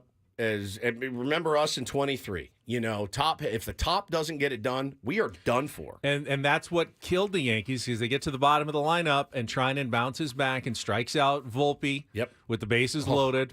And then they go to the bullpen, get the machinations. Alex Vesia comes out. Aaron Boone counters with Alex Trevino to pinch hit. I thought maybe he had gapped it when he made contact, but it kind of died out there. Caught in center field, and that's the end of the game as the Yankees leave the tying and go-ahead runs on base in the ninth inning to fall behind 2-0. A hole that is going to be, you got to beat the Dodgers 4 out of 5 now. Yeah, no tough. one ever wants to be in that situation. The one thing that they can look at and go, but what is the status of Shohei Ohtani after the seventh inning stolen base attempt, thrown out at second, and puts his left hand into the ground and injures his shoulder. Now, they call it a subluxation, a partial dislocation, something that we know it very well here, don't we? Fernando Tatis Jr. dealt with it for the entire 2021 season, was Xander. it? The subluxation, that he played through it, though. He was able to swing through it and be okay, but he certainly wasn't 100%. They say yesterday, Dave Roberts said he felt better, expects him to play, won't know for sure until today, but you can't really believe anything Dave Roberts says this postseason. No. He has been less than forthcoming. He has outright lied and deceived on a number of occasions. So would it shock anybody if Shohei was not in the lineup? Wouldn't shock me today if he was not in the lineup for Game 3 tonight. And if he is not there, it definitely changes the equation. I would still say the Dodgers are the favorites with a 2-0 lead. Even if you told me Shohei Ohtani is out for the rest of the playoffs, they're still the favorites to win, but it gives the Yankees at least that, crack in the door maybe to come back in the series. Yeah, look, the required viewing for me, if I was Aaron Boone, I would have made everybody on the plane watch the new Netflix documentary of the comeback, of when the Red Sox came back and beat the Yankees after being down 3-0. I would have said, you're watching this. Watch this. Do what they did. But, Ben, you don't have to win 4 or 5 against the Dodgers. You need to win tonight. You got to win tonight. You have to win tonight. That's it. You don't want to go down 3-0. Walker Buehler against Clark Schmidt, 5:08 first pitch, and a virtual must-win for the New York Yankees in Game 3. All right, we'll come back. Skip Schumaker. We'll talk some baseball with us in our 8 o'clock hour. All coming up next year with Ben and Woods on 97.3 The Fan.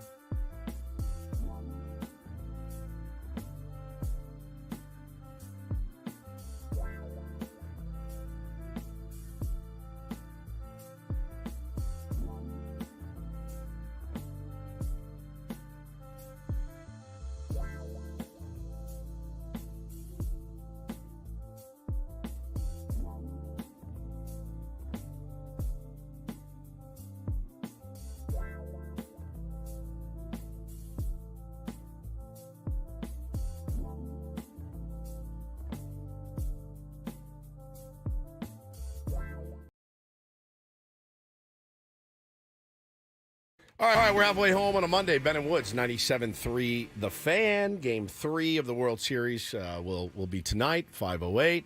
Back in the Bronx. We'll see if the Yankees can make this thing interesting. It's, I expected it to go 7 games, and now I'm looking at it going, ooh, man, I don't know. It'd be a miracle to go 7. I did lose my my $10,000. My $10,000 bet. You had it going for one game. One game. It was the Dodgers won that game, and I was like, oh well, it sucks. Just to be clear, you didn't bet $10,000. No, I bet 100 to win 10 grand.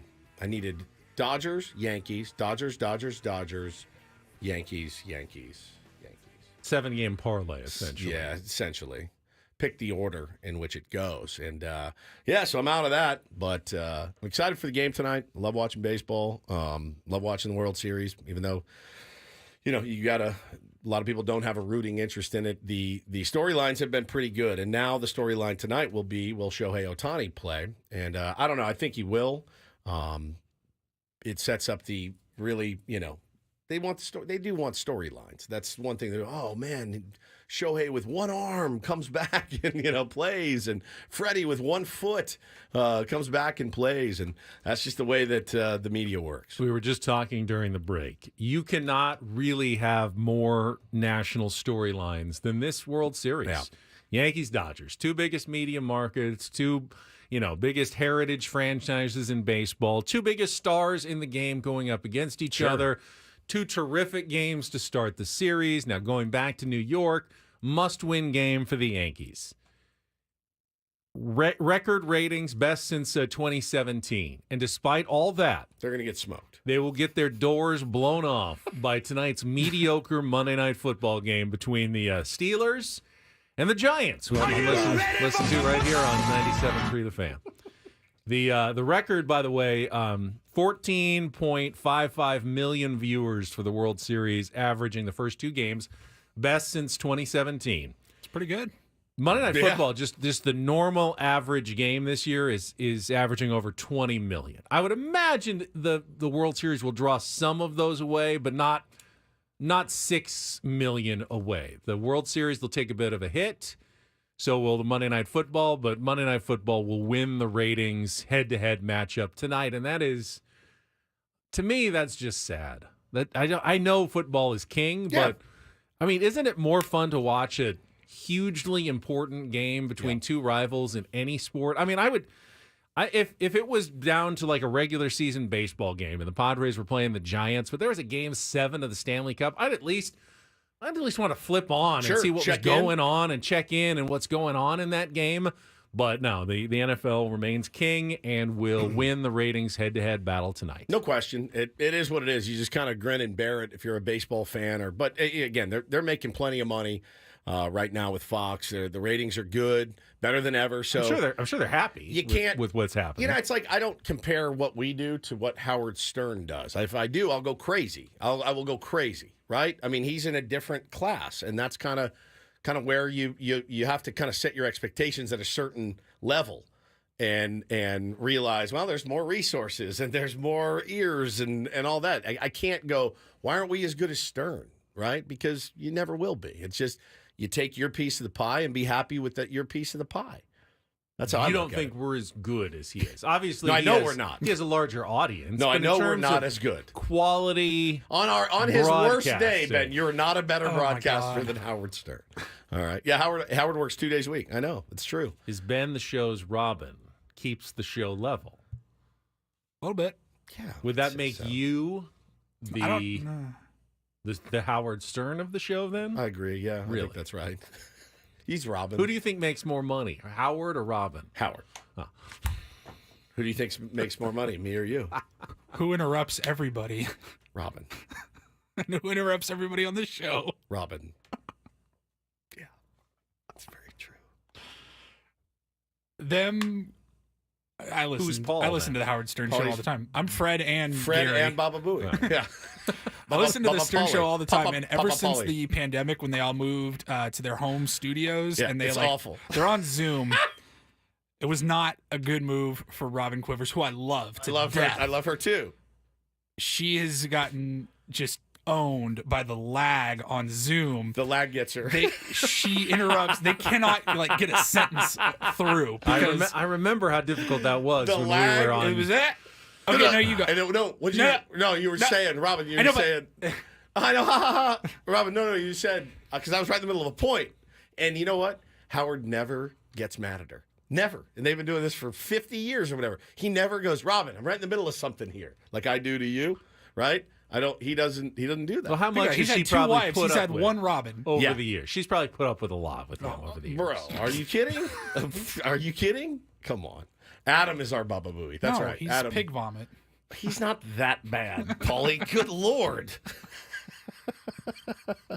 Hey, if you had to pick a Howard Stern character. If you could just say 97.3 and not 97.3. That's his number one pet peeve, by the way, when other, because we'll do news. I've done news hits or something and Woodsy from 97.3, The Fan. Adam loses his mind. He loses his mind. But there's a decimal right there. It's right there. So if you're reading it as is, it's 97.3. Well, when you go to the dial, you find 97.3 on the dial. Boy, he hates it. But it's nonverbal when you say the name of the station. Yeah. 97.3 The Fan. Yeah, for sure. I got a DM. We have Skip Schumaker coming up in just a few minutes, 8:35. He's going to be joining the program. And I got a DM over the weekend that I had to share with you guys. It says, hey, you'll have to tell Skip that when he was coaching the Saddleback Cowboys, which was travel ball, all the moms on our teams used to call him, do you know what his nickname was? With moms? No. Sex on a stick. And I wrote back. Not with a stick? Sex on a stick. And I said, oh, really? He goes, yeah, the moms loved seeing the Saddleback Cowboys on the schedule. I bet they did. And I bet they came fully prepared and decked out and dressed. You know, I read it and I laughed because I love Skip, but I thought, no one has ever or will ever describe me as sex on a stick, including Mrs. Woods. The thought of that makes her disgusted. Sex on a stick.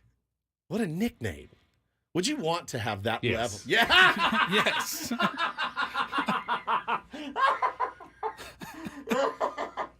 Who wouldn't? Come on. Who wouldn't want at least? I mean, you don't have to act. You don't have to, take advantage of it. But just to have that perception is obviously a positive.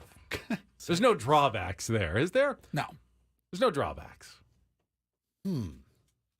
It's kind of like I think about people with so much money, like so much money, and there are obvious benefits to that. You can do, you never really have to worry about stuff. But the day-to-day of having that much money, there's a lot of pressure that goes with it. I imagine. And I think there's a number. There's a number I wouldn't want to go higher than, right? I'm fine to just be comfortable. But when you get into the hundreds of millions of dollars range, the billions of dollars range, I don't know that I could handle it. Not because I would go crazy buying dumb stuff and doing dumb stuff, just because of the pressure.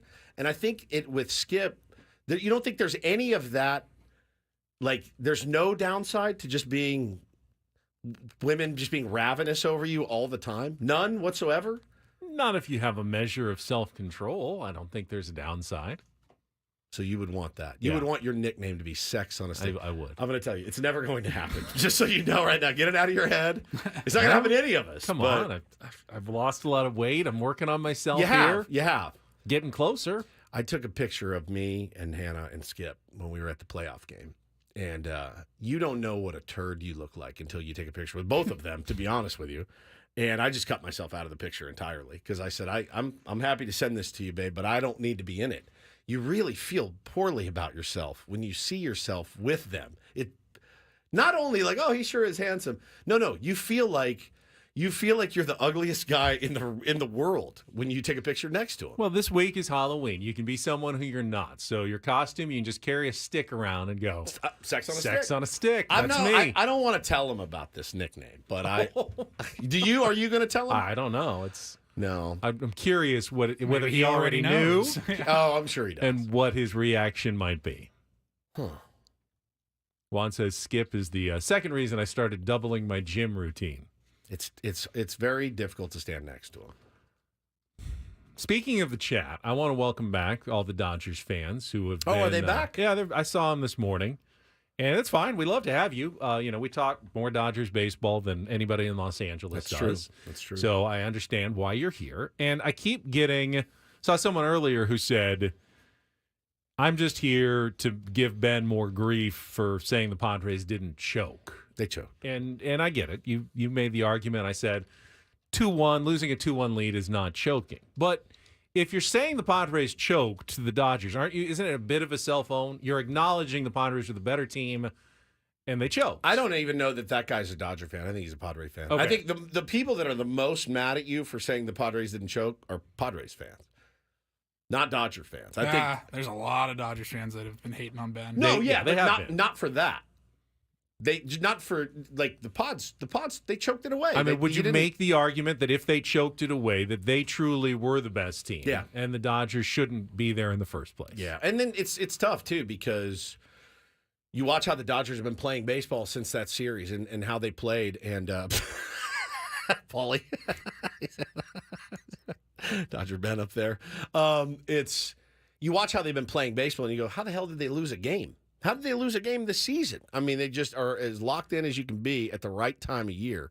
But no, I think that the people that are the most mad at you saying that the Padres didn't choke, when in fact I think it's you go 24 innings without scoring a run, you get 2 hits in the final game. That's a choke. It's either way. I love them, but it is what definition. it is. It's going to sting the most if the Dodgers find a way to win 2 of the next 5 games, which is likely.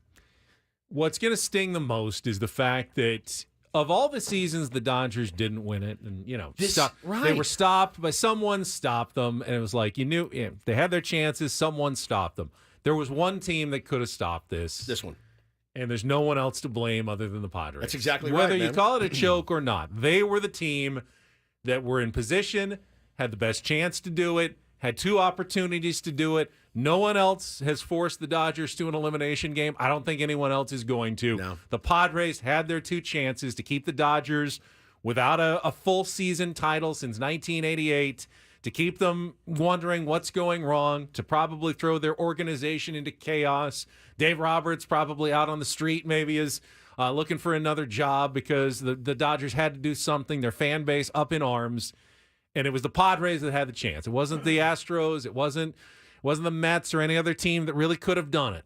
It was the Padres who could have done it. They had their chances, and they didn't do it. Yeah, correct. That's what stings. Well, listen. And that's what hurts. It's going to hurt for a long time. Correct. No matter who wins the World Series, you're going to feel like, it'll hurt son less of a if the bitch, Yankees, that was our shot. It will hurt a little less if the Yankees do come back and win. That'll But hurt. My mentions will be a lot lighter if the Yankees do come back and win. But listen. I'm still reeling from that NLDS loss, the choke that it was, so much that I couldn't give an F about the World Series. And it has nothing to do with the matchup. I don't care about the Yankees. Yes, I hate the Dodgers, and it's not I'm going to hate watch or anything. Like, if they would have blown a 2-1 series lead against the Mets, and the Mets went on to the World Series, I still wouldn't want to watch because I'm like, God dang it, that should have been us.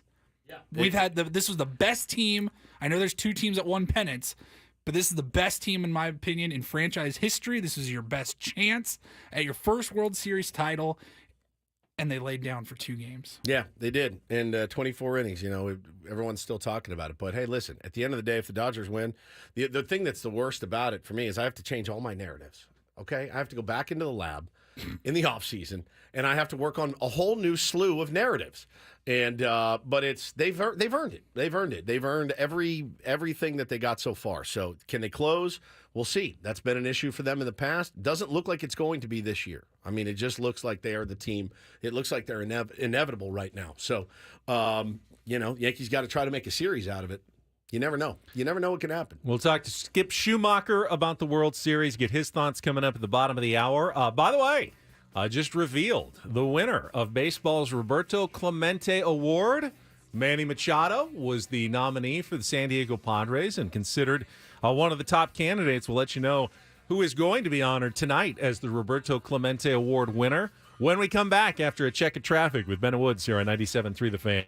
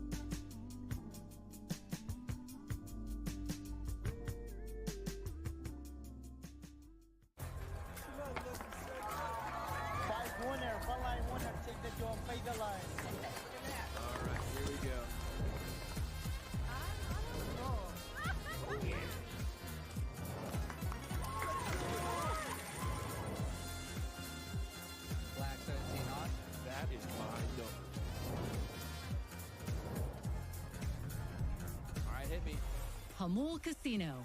Fun above all else.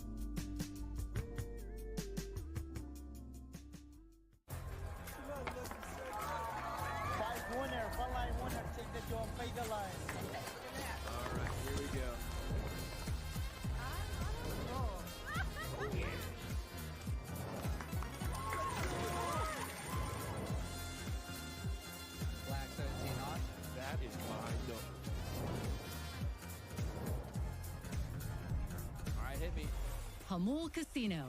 Fun above all else.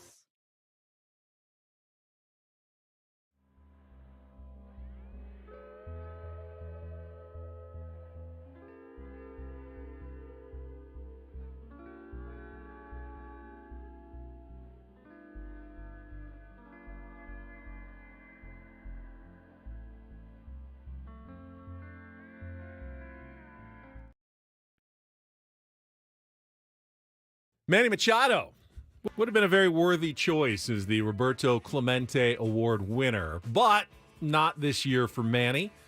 They have made the announcement, and it's going to be Kansas City Royals catcher Salvador Perez, who will be honored before Game 3 as the overall Roberto Clemente Award winner. Someone's going to win it.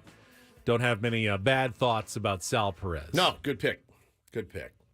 But congratulations. It's one of those, it's an honor to even be nominated. Sure, absolutely. And Manny has really done a ton for, just over the years. He has added to his community, give backs and responsibilities, and has become a truly important member of this San Diego community. Big time. And, it's something to be proud of. And that he's just being nominated for that award is terrific for Manny Machado. Yeah, love it. Love it, love it. And Salvi, though, is a great ambassador, representative for that. Just a great dude all around. Not sure what his contributions are in the Kansas City area, but I imagine they're pretty great. I would think so. I loved, when we played our Tier 1 baseball this year, if we won, we donated $100 to the Peter Seidler Foundation, and there are only 2 Padres that match any donation they get, and it's Manny and you Darvish. So 2 of my favorite players, obviously, and 2 of the most charitable players that the Padres have right now. That's why every dollar that's donated, it gets matched 4 times over for a total of like 5 times. So $100 becomes $500 when you donate to the Peter Seidler Legacy Fund. All right, you tell me. So I donated $1,400. What is that? That would be then, tough math, 40, 56, so $7,200. Look at that, $7,200. Yeah, you're responsible for that. Thank you, Manny. Thank you, you. Yeah. You. Not you, because you actually didn't contribute anything. just Manny and me and you. Fine. Well, not you. It's really the Tier 1s who have been, winning and making sure of those contributions. So thank them. Thank your players. I do. I love my players. Yeah. But I'm the one that strokes the check. Right. But only because you win. You don't do it when they lose. Correct. So if they had lost every game, you wouldn't have given $1. That's exactly right. It's not very generous of you. Manny and you would not have matched it.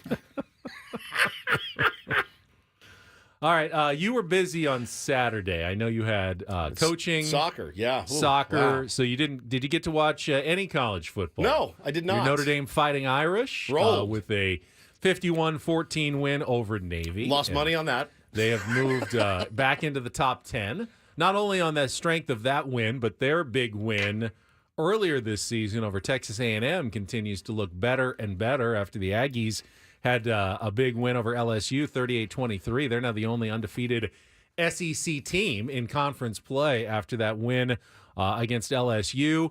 Oregon continues to roll. I mean, they were taking on a top 20 team, and they made Illinois a pretty decent team look bad.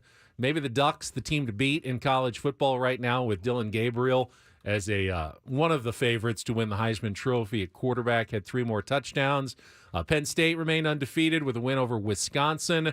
Ohio State had a scare. They already have 1 loss and barely beat Nebraska 21-17. Texas nearly was the second upset victim of Vanderbilt. Vandy is. We said it weeks ago. This is not your dad's Vanderbilt team, dude. No, they're a good baseball school. Never been known for their football, especially in the SEC. But the win over Alabama and then just a narrow 3-point loss to Texas. Miami Hurricanes still unbeaten. They took care of Florida State. Not that Florida State's very good this year, but got that win as well. BYU's undefeated still, and the Indiana Hoosiers still looking somewhat like the real deal. This is incredible. As they improved to 8-0 with a win over Washington. And then Alabama beat Missouri 34-0. So the Tide can still be dangerous even with their 2 losses. But it was a pretty decent day in college football. Yeah, not too bad. Not too bad. I was obviously very happy with that dub. Happy to lose money on that. I can't believe the Irish put up 51 points on them. I just cannot believe it. They have played them so tough, and they're such a weird They were really, really well prepared. It's the benefit of the new college football playoff system that even a team that lost to Northern Illinois still has a shot. Pretty much controls their own destiny now when it comes to getting into the 12-team playoff. Yep. Notre Dame, because they don't have a conference, are never eligible for one of the top 4 seeds in the byes. Yep. The best they can possibly even be is a 5 seed, and right now is the number, I think, 8 ranked team in the country in the new AP poll. Pretty good shape going forward. I mean, the rest of their schedule, I know they have Army, who's still kind of dangerous, but the way they took care of Navy makes me think they'll probably do the same thing there. So I would think Notre Dame now has a really good opportunity to get into that first 12-team playoff at the end of the year. Yeah, the obviously the big trap game is USC at the end of the year. You know, USC really a wounded animal right now, and you never want to play them when they're that way. You know, you just don't, with the chance to kind of spoil your season. So obviously that's on the radar. Boise State beat UNLV on Friday night. They are in the running for the playoff in the non-Power 4 division. They will take on the Aztecs this Friday night at the Blue Turf in Boise. It's hard to watch, man. You know, I'd imagine, I haven't seen the early line. I'd imagine that Boise's probably a close to 3 touchdown favorite. But, you know, they beat Washington State, and the Aztecs gave Washington State a game. So, you know, they're playing a little bit better. Going to be a tough one, I think, for San Diego State. Both teams are undefeated in the conference. Technically, San Diego State's still 2-0 in the Mountain West and tied for first place. So it is a big game this week. Feels weird, right? It does feel weird, yeah. It doesn't feel like they should be, but this will be a first place showdown because UNLV lost. So it's Boise State, San Diego State for first place in the Mountain West on Friday. Usually when you have those showdowns, you don't have a team that's favored by 20 or whatever it's going to be. And I need to look at the number to get the official, but it's going to be pretty big. I mean, you know, Boise State seems like a real deal team. We'll see if San Diego State can carry the good stuff from the game against Washington State, eliminate some of the bad stuff, and at least give the Broncos a game this Friday night. Tough watch to watch games on that field. It's a hard watch on television. You agree? The blue or the blue? The blue? Yeah. It's a hard watch for me. There's something about it that doesn't jive with my eyes, and I don't like watching games there.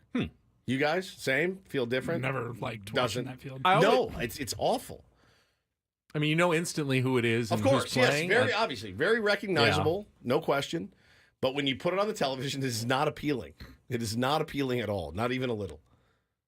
Is it better than with the turf at Snapdragon Stadium right now? I'm not sure. From the pictures I saw, I don't know. Let's put some blue carpet down there in Mission Valley. See if burns my retinas every time I watch it. I just can't fix do it. that. All right, we've got Skip Schumaker standing by, the former manager of the Miami Marlins. Former manager of the year. Former, will always be a manager of the year in Major League Baseball, and certainly a hot candidate for some of the open jobs. Will give us his analysis of the first couple of games of the World Series. Sex on a Stick joins us next on 97.3 The Fan.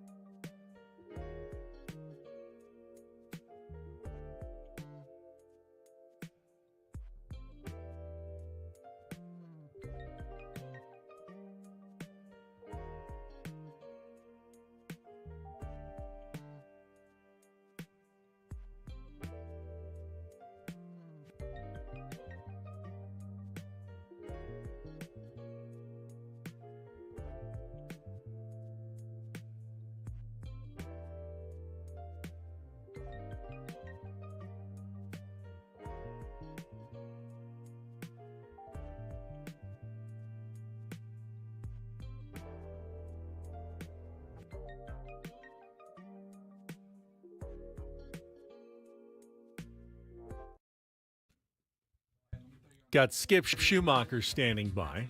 And just to be clear, we're going to, in this conversation, stick mostly to the baseball playoffs and let him handle his own business and how that plays out in the offseason. So, but we do have Skip ready. We're going to talk some baseball World Series with him right after a check of traffic on 97.3 The Fan. From the 97.3 The Fan Traffic Center, here's Kelly Danick. Well, guys, we had some scattered showers around the county, and now all these accidents. So not sure if there is a correlation, but definitely a good idea for folks to give themselves extra time and take it extra carefully, especially on those transition ramps. Traveling on westbound 8, right around El Cajon Boulevard, there is a collision involving several vehicles. It's got the slow lane blocked. Northbound side of the 15 before Friars Road, collision involving car and a motorcycle. It's in the center divide. Still clearing an accident on northbound 5 before Genesee. Tow truck is on scene. Everything is mostly over to the right shoulder. Eastbound 78 near Twin Oaks Valley Road. Collision involving a couple vehicles. Still clearing an accident on the Center City Parkway on-ramp to West 78. And another crash clearing just before Nordall Road. Trying to get that out of the fast lane. I'm Kelly Danick with Ben and Woods, San Diego's #1 sports station, 97.3 The Fan. And it is a pleasure to once again welcome the 2023 National League Manager of the Year back to Ben and Woods this morning. Good morning to you, Skip Schumaker. Good morning, guys. How you doing? Doing well, man. How about yourself? I'm doing great. Just got off the phone with a couple of my boys in San Diego, Riley Westman, ex-Nady, and Sweeney. Sweeney, happy birthday, belated happy birthday. So life is good. Good, man. Mark or Mike? Mark. Okay, nice. Old Sweeney. Both are kind of San Diegan, so we always have to ask. Well, the funniest thing ever is I knew Mike Sweeney a little bit, and I texted him about a month ago, Skip, and I said, hey, bro, are you still in town? Would love to have you come in and talk some baseball with us. He goes, brother, I'm so sorry. I'm not in town anymore. I live in San Diego now. And I go, I go, yeah, man, Ben and Woods, we were here in San Diego. So I never heard back from him after that. So I'm like, I'll just let it lie, dude. It was absolutely priceless. He's a beauty. They're great people. Great people, man. Well, listen, I know you're watching the games. I love getting the manager's perspective on things like this because, as you know, we are all armchair managers. Everybody listening is an armchair manager. Everybody watching is an armchair manager. And with the benefit of hindsight, probably not going to nasty Nestor Cortez there. That decision hopefully doesn't haunt Aaron Boone for the rest of his life. What was your kind of read on it in the moment? You know, I was back and forth on it.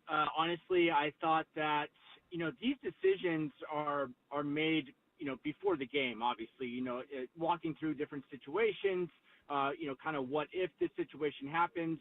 And obviously, Nestor Cortez has been really good against lefties.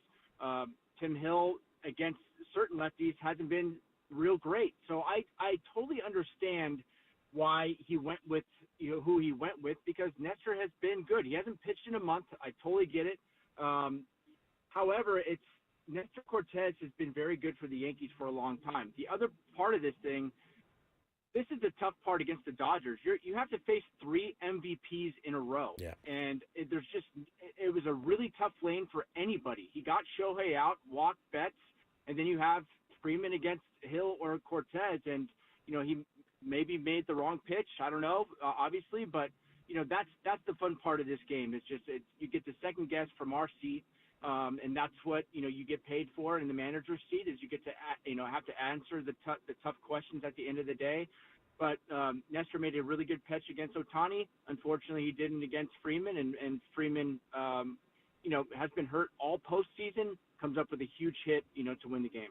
Yeah, ultimately, those were the only 2 pitches he actually threw in the game, which makes it so hard to totally evaluate his performance. I mean, most guys get evaluated on beyond just 2 pitches. Skip, I want to ask you about Aaron Judge, though, and not particularly like what you see, that may be off for Aaron Judge, but you've managed and coached a lot of great players. When you have a bona fide superstar, one of the best players in the game, who is struggling as a manager or a coach, how do you handle that? Knowing, this guy's got to be in the lineup. This guy is critical to our success, but just like every baseball player, sometimes you get in a slump. Can coaches and managers get guys out of slumps, or is it really up to the guy to figure it out generally?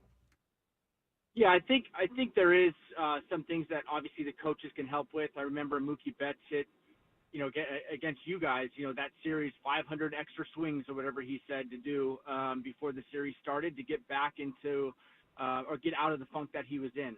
I feel like it's the same thing with Judge. This guy is obviously an MVP superstar in a funk at the wrong time, but I'm not betting against Aaron Judge. I'm just not. He's also facing one of the better staffs in the league, if not the best bullpen besides the Padres in the league. So I do feel like there is some stuff that is obviously happening to Judge, maybe a little bit mechanically, but I think right now it's just mental. And if I don't know Judge, I'm not gonna act like I do, but I do feel like he's about to break out, and hopefully he does, just to make this series fun. Break out tonight. Well, yeah, and we're talking to Skip Schumaker here on Ben and Woods this morning. You saw what happened to Mookie. He had 2 postseasons in a row where he really did nothing and came out, whatever it was. And it's funny, man, because he did. He said, I took 400 extra swings today. And people are like, bro, David Ortiz was the one that, grabbed him and was like, dude, just go have fun. Go have fun. You're a great player. You're a great player. Go have fun. I bet that stuff goes a long way, Skip. And as you watch this series kind of unfold, and you think about where Judge is hitting in the lineup, we just talked about they put on that late rally the other night, and Judge is the one in the middle of the lineup that can't keep the rally going. They could have won that game as well. And we had these questions of Mike Schilt as well. Do you consider moving some stuff around in the next couple of games, moving him around? We saw Alex Rodriguez hit 8th in 2009, which is shocking. I'm not saying anything that dramatic, but we had the same questions. Hey, maybe Profar down in the order or top of the order, just to move some things around. Yeah, I think you do that during the regular season, and I think you can do that with certain guys that are not role players, but, other non-superstar players. I think you stick with Judge in the middle of the order.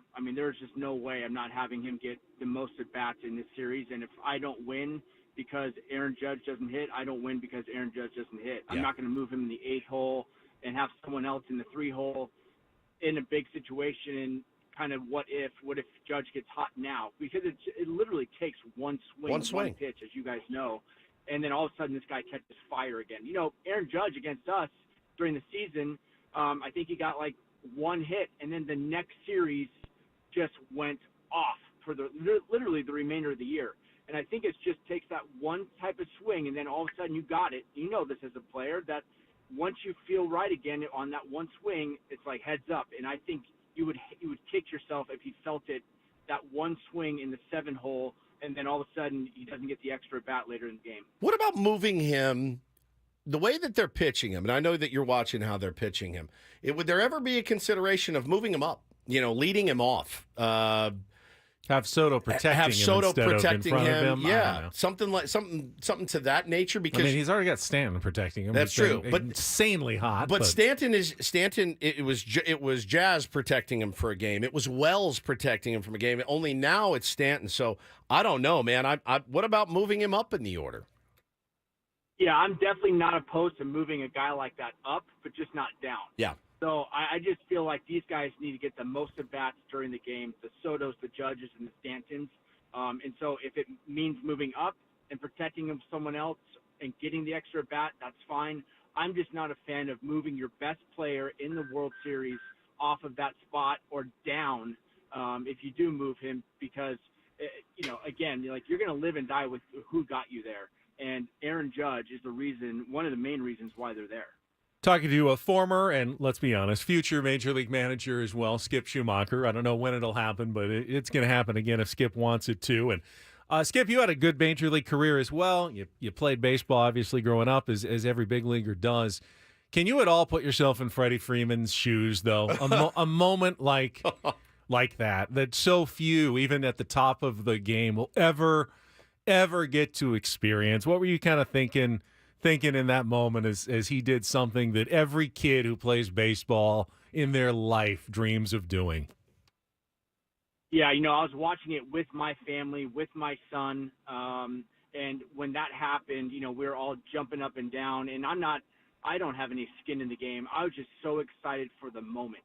And, Brody and I, my son, were high-fiving each other. My father-in-law was there. We were high-fiving, and I'm not rooting for any team. I just couldn't believe what just happened, just a moment, because I was 8 years old when Kirk Gibson hit the home run living in L.A. So it was a memory that I still, hold kind of dear to my heart of being in L.A. and to see it happen again. But what brought me to tears, honestly, was the post-game interview. Yeah, killed me.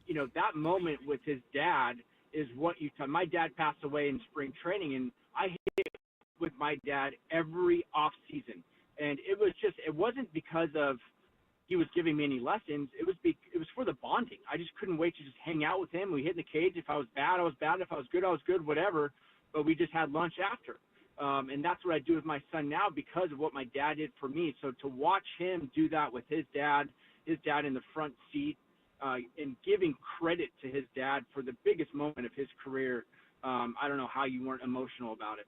I absolutely was, and watched it with my son as well. And I just wondered, could maybe you be my dad? Because my dad's in Texas, and then me and you can just go hit, and then we can just go have lunch together after. And I'll be like an older version. Hey, Dad, you want to have a catch? Dude, it's fun. Recreate the moment. Well, it's so funny, Skip, because they talked to Freddie's dad, and he goes, I was literally so nervous. I wanted them not to walk Mookie so Mookie could get a hit. So it's Freddie. I'm like, your son is an MVP. He's won a World Series. He's an elite player. And there's that dad still sitting there about to throw up in his hands, hoping that it's not his kid up there.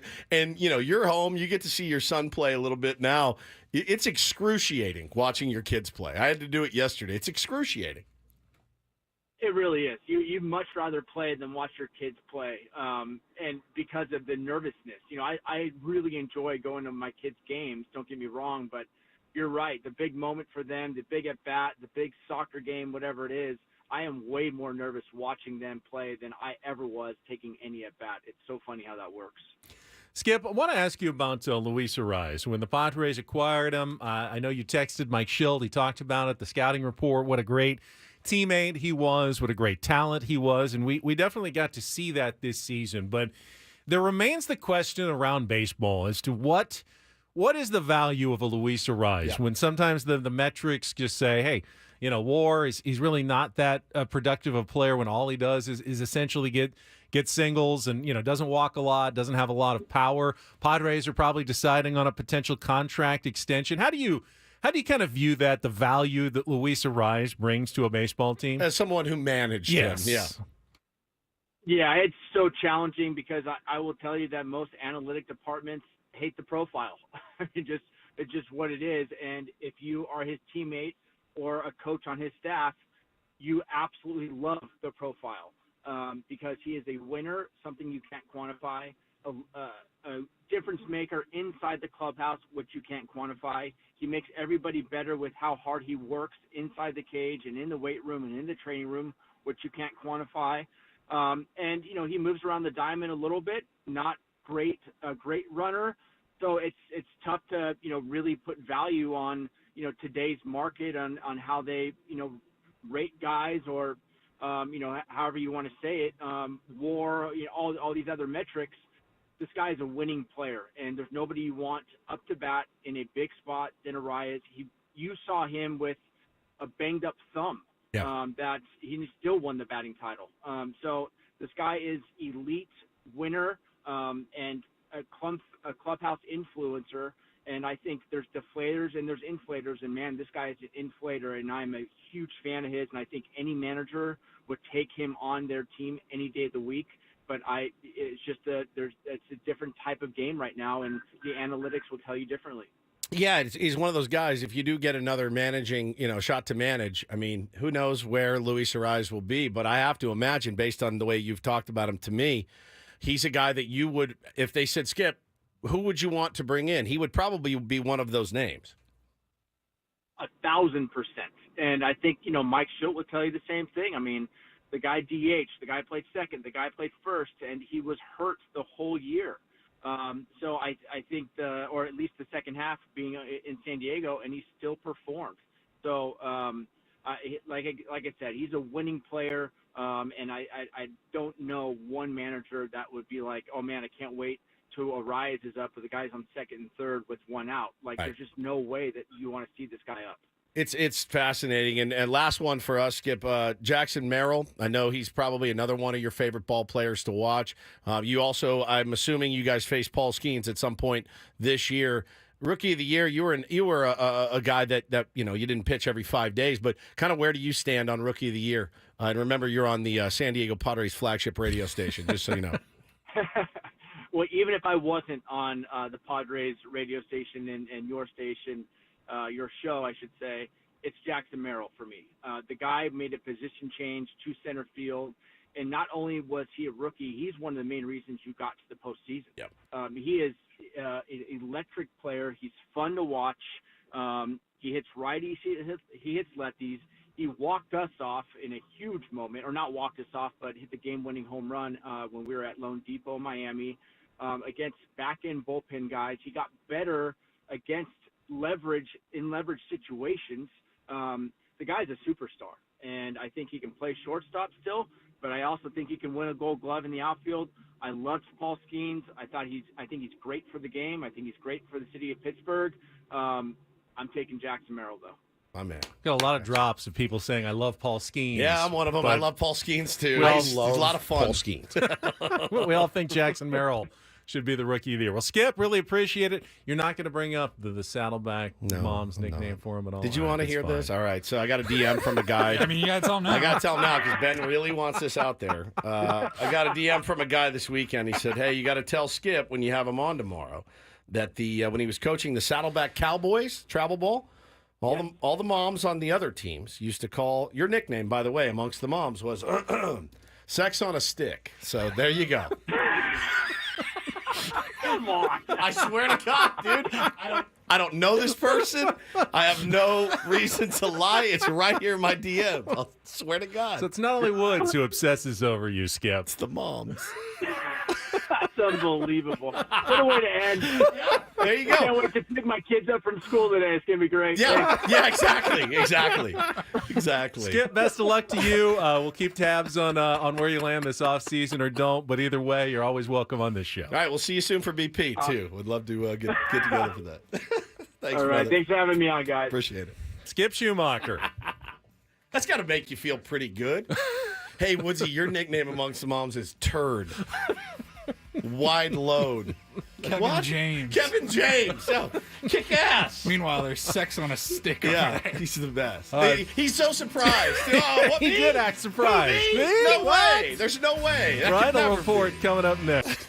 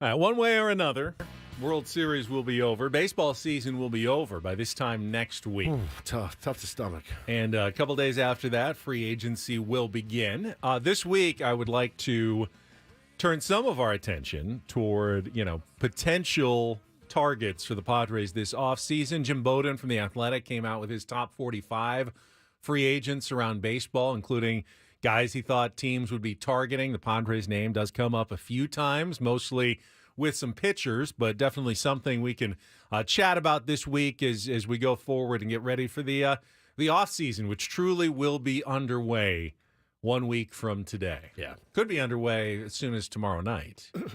It's hard to Which is kind of crazy. It's hard to believe.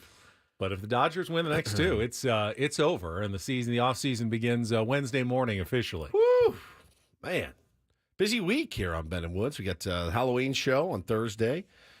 We'll have a birthday celebration on Friday. Seems like this was always my problem when I was a kid. Yeah. My birthday and Halloween were too close together. Okay, so I get it from the perspective of if you have one close to Christmas.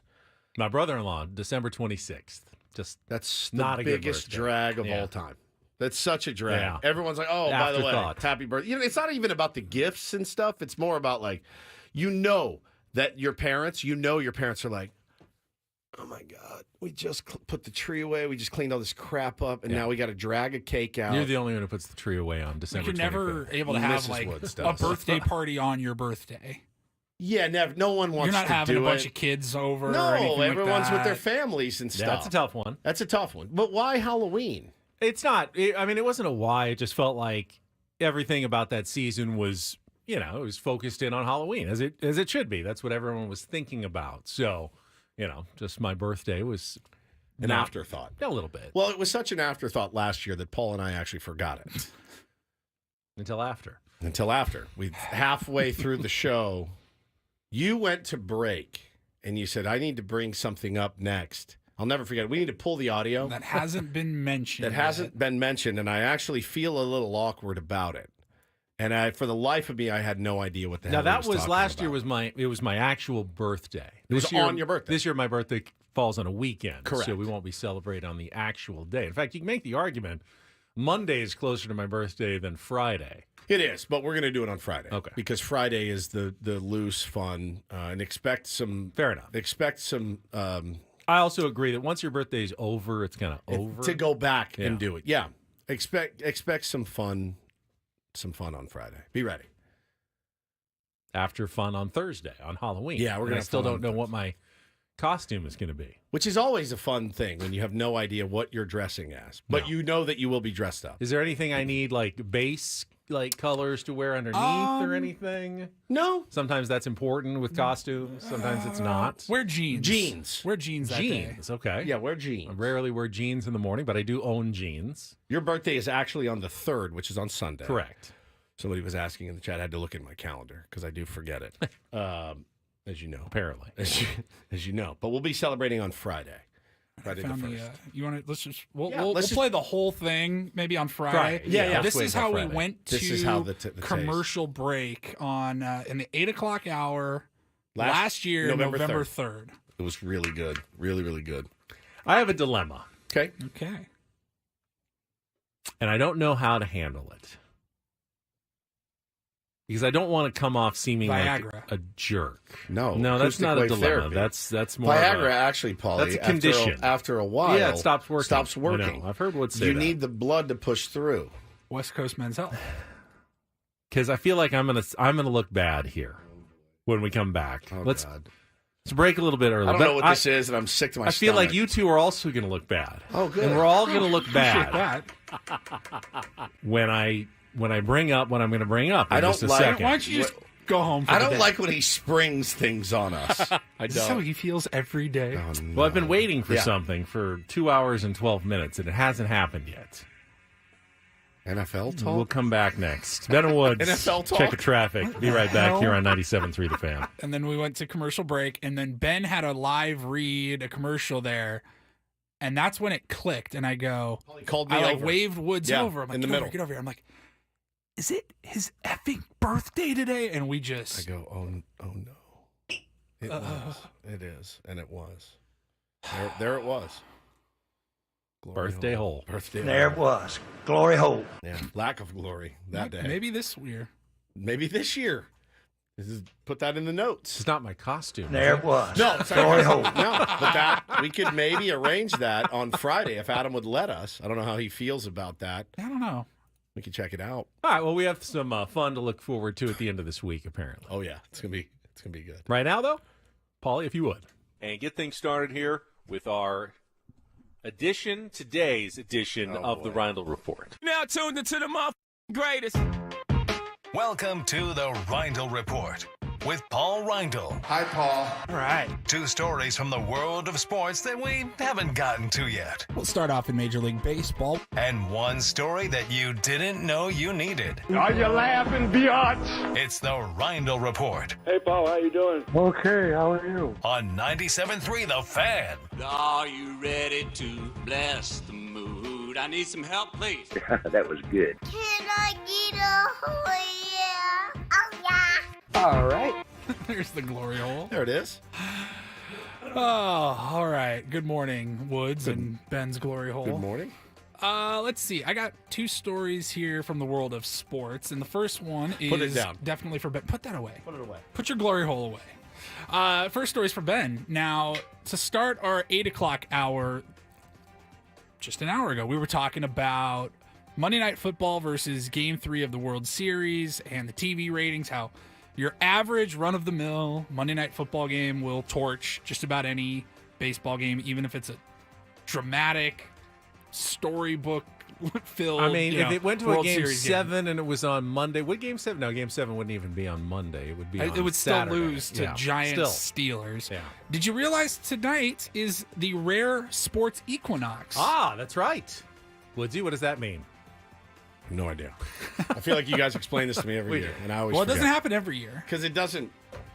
It's happened more recently, though, with regularity because of the earlier NBA and the later baseball. And There's only everything, been 31 times in history that this has happened. All 4 major sports playing on the same day. Yes. There you go. And it's the only one that will happen this year. And it's even whatever's a bonus equinox because, yes, you will have Monday Night Football. You will have Game 3 of the World Series. You will have 11 NBA games tonight, and you will have 8 regular season NHL games. Nice. You also get 2 MLS playoff games. Wow. So Okay. all 5 major sports. Yeah, the Big 5, as they call it. Just no college football tonight. Yeah, no college pretty football much. tonight. That's the only sport that's not going. That's But, amazing. yeah, only 31 times this has ever happened. Boy, I'm going to be flipping like crazy tonight. Keeping tabs No, on I won't. You need me to come install a couple new Red TVs Wings, for you? Carolina Hurricanes matchup. I like or- the Red Wings tonight. I thought you'd get a kick out of that one, Benny. Okay. It's like scoregami. He gets very I do, excited about. yeah. Oh my god! Oh, he loves I'm always scoregami. Yeah, he Is it- skips into the studio. Is it worrisome that I worry they're going to run out of scoregamis? Like every score is going to be done at some point, and then I won't have ever a no- scoregami to look forward like to. when Bo is your age, is scoregami over? I mean, it's going to come down to 8-4 in an NFL game Right. or something. 4 It's safeties gonna, or You're something, going to have to yeah. have a lot of safeties to get new scoregamis. Yeah, it's gonna be tough. All right, we're going to switch over to some NFL here. We've got some post-game audio from Trayvon Diggs. It's pretty great. Member of the Dallas Cowboys. Now, I'm trying to figure out, there is a sports anchor named Mike Leslie in the Dallas area, WFAA. I don't know which affiliate that is out there in Dallas, but he's the Ben of Dallas. He's a sports television anchor, reporter, and he posted on X a highlight from the game against the 49ers. And he said what is Trayvon Diggs doing on this play? Yeah. And the play shows Diggs, I don't know, half-assing it, running it like 50%. And he was confronted, the reporter was confronted by Trayvon Diggs. So, Paulie, that after the game. Was that clip was a clip from the current game that he just played in, right? Yes. Okay, so he posts a video and said, what is he doing on this play here? Getting burned by George Kittle, I think it was. And he just says, what is Trayvon Diggs doing on this play? And Trayvon Diggs somebody must have shown that to him because he's still in full pads. Full gear, yeah. You know, there's the tunnel underneath the stadium Sure. that all the reporters will wait in before the big swinging doors open up to the locker room and then the reporters can all come in and ask their questions, they're all still corralled in the tunnel. And Trayvon Diggs comes out in full pads, and somebody else nearby starts filming this interaction between Mike Leslie, the sports reporter, and Trayvon Diggs. And here's how it sounded. Out of that whole play, that's what you took from that? You don't know football. You can't do nothing that I do. You can't go out there and do nothing. Stay in your lane, buddy. Stop playing with me, bro. Just asking the question, Trayvon. I mean, I'm happy to have you answer the question. Out of that whole play, that's what you took for that? That's what you got from that whole play, that's what you got from that? I'm asking. We can talk about it more. What were you doing there? Talk about what? Did you hear that? I did. We can talk about it. That's what you got from that whole play, that's what you got from that? I'm asking. We can talk about it more. What were you doing? He said, we can talk about it more. And as Trayvon Diggs is walking back into the Cowboys locker room, he says, talk about these nuts. These nuts. Got him. I'm watching the play. He's literally Cadillacing.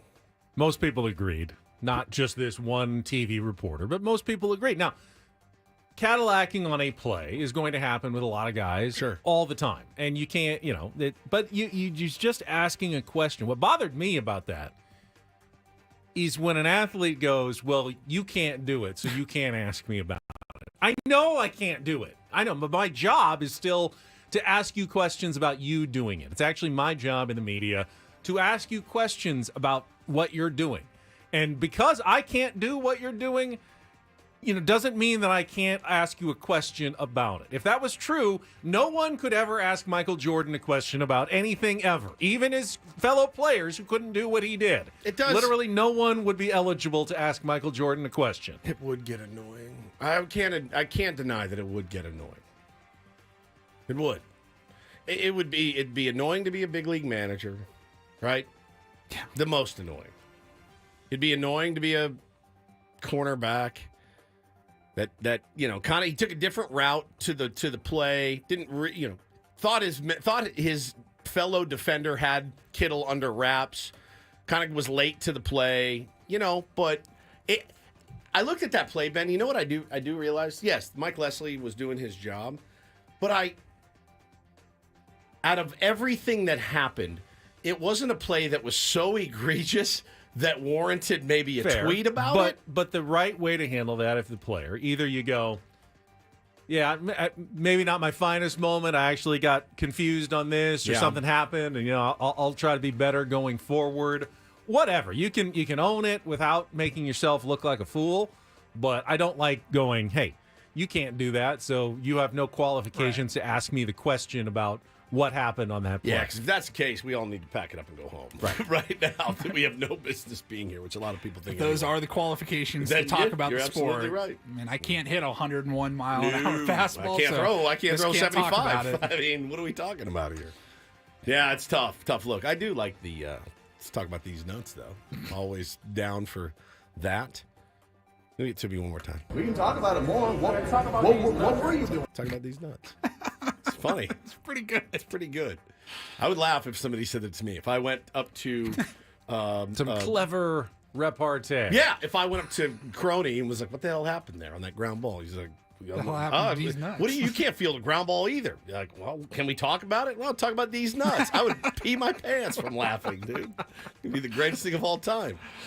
All right. Dallas, though, but think about what's been going on in Dallas. I mean, losing breeds contempt, and there's a lot of contempt from the fans, the media, Jerry Jones going on. And the final score last night was not indicative of the game. The 49ers, who have not been good at all, still dominated the Cowboys, who were coming off a bye and a huge loss to the Lions. I mean, they are a problematic organization right now. No question. Did you see what happened to Jerry's, was it his daughter and son-in-law or something? They were pulling into Levi State. I guess Jerry was in the car, and then the second car they were following in, but those barriers that come up out of the ground, came up on them, tipped over their car, and they were both injured. They had to be treated. They did end up going to the game, but yeah, kind of a scary moment for the Jones family. Here's an interesting topic we'll we should couch, but it came in the chat. Hans says, athletes are so soft in social media age. And I think that's an interesting topic to discuss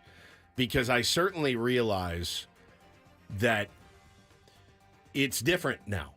Back in the day, per se, they actually could live their lives a little bit easier and more free than they are able to now. Does that make them soft? Or, I don't know. I mean, some guys handle it obviously better than others. Some are. Some aren't. Yeah, it's a good point. To each his own social media skills. Sure. Some do it quite well. And others, it can be problematic at times. No doubt. Think of like Kevin Durant. Yeah, KD. Got too rabbit ears for some of the stuff that goes toward him that he should just be ignoring, I think, on social media. But sometimes it's hard for people to ignore things. You want everybody to like you. All right, and finally, I don't care anymore. Wrap it up quickly here. It's happening again, guys. What in is Hollywood? Another movie that doesn't need to be remade is getting a sequel. Wait, not a remake. Sorry, not a remake, but a sequel. A sequel. All right, a sequel is different to me than a remake. It's in the same neighborhood, though. It's in the same neighborhood. When it's been 25 years. We're just reaching. We have no more original ideas. I'm talking, of course. It was a pretty mid movie to begin with. See, and I was questioning about whether or not to even bring it up, but once you guys, at least Wood, said that he had watched it, I was like, all right, we can talk about it. We're talking about Blue Streak, the movie with Martin Lawrence from 1999, Luke Wilson, Dave Chappelle. I watched it again last night after I saw this story. It's a very funny movie. Did you laugh? Yes. Oh, you had to explain the plot to me, which I thought was fascinating. Yeah, For people Martin who haven't Lawrence seen the movie, explain the plot. He's a jewel thief. He steals a jewel, and he's running from the cops after he steals the jewel, and he hides it in a ventilation, the air ducts of a building that was going up still. It was still being built. He gets caught. He tapes it up inside the air duct. He gets caught. He goes to prison for, I don't know, call it 5 years. When he gets out, he's going to go back into the building, climb into the air ducts, Just get the go get it. diamond. Problem is, that building became an LAPD headquarters. So he dresses up, he gets a badge made, fake ID, and he becomes a cop because he needs to get into the building and get that diamond. It's a very funny movie. There's some funny ass It was pretty parts. off the radar, I would imagine, back in 99. And Martin Lawrence is set to create a sequel for it now. And there's really no other details other than it's his production company putting it together. No idea if Luke Wilson or Dave Chappelle or any of the other characters are going to be in there. This quote. The question is moot. I don't know, man.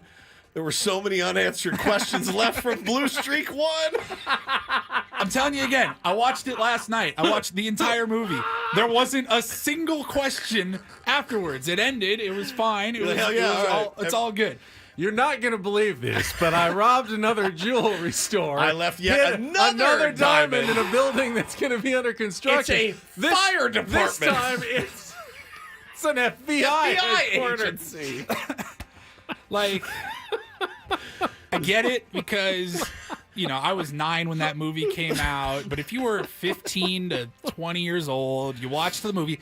Now that millennial audience is the wide audience that's spending the majority of the money these days. So all these actors are coming up with, hey, let's make a sequel that nobody asked for. Let's redo this. Let's redo that. I hid it in the White House. Now I have to be elected president. Have you guys seen the previews for Gladiator 2? I finally saw one over the weekend, and I didn't know how to feel. I think I'm in. I think that I'm in. Denzel Washington? Denzel's in it. I'm in, I think. I don't know. I always deluded myself into thinking the first Gladiator was somehow historically accurate. So you can't really make a sequel to it, even though I know it's not. There's no Russell Crowe. So that's, this is a different scene, I guess, from that time period. Right. So just more gladiators. More gladiatoring. I always say the more gladiators, the better. You like gladiator films, Tommy. The first reviews have said it was good. Okay, I'll probably check that out. I really liked the first one a lot. Speaking of Denzel, I watched it's Maximus's son? I thought he was killed. They can always work that out in scripts. Father to a murdered the son. son he didn't know he had. Oh, okay. An illegitimate child, something like perhaps. Sure. I mean, it's 2024. I was flipping through the guide on Saturday. Training Day was on. Oh, instant stop down. Elite. It's one of my favorite movies. You know what I don't need 25 years later? Training Day 2. Part 2. Ethan Hawke's kid meets Denzel's son. I just gave somebody an idea. Then again, I didn't think we needed Top Gun 2. It was pretty good. It's pretty good. So, That's who knows? Damn, dude. Absolute rare exception. Adam says Blue Streak made over $100 million on a $35 million budget. It's incredible. How old is Martin Lawrence now? He's got to be 65. He looks great, dude. I thought he didn't, he had a health scare. He had a big, bad Will health Smith scare. was literally holding him up for Yeah. a press tour for the new Bad Boys. All right, I'm in. He's I'll see it. 59 years old. 59, okay. I'll go see it. I'll see Blue Streak, too. 'Cause why not? All right, take a quick timeout. We will come back. Still have to look ahead. Game 3 of the World Series. Pretty much must win for the New York Yankees. It's Ben and Woods back after traffic here on 97.3 The Fan.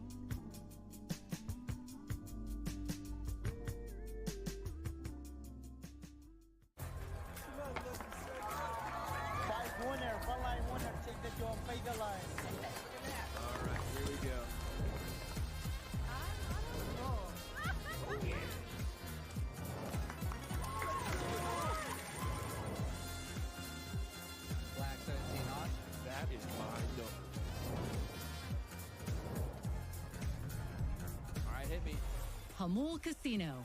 Fun above all else.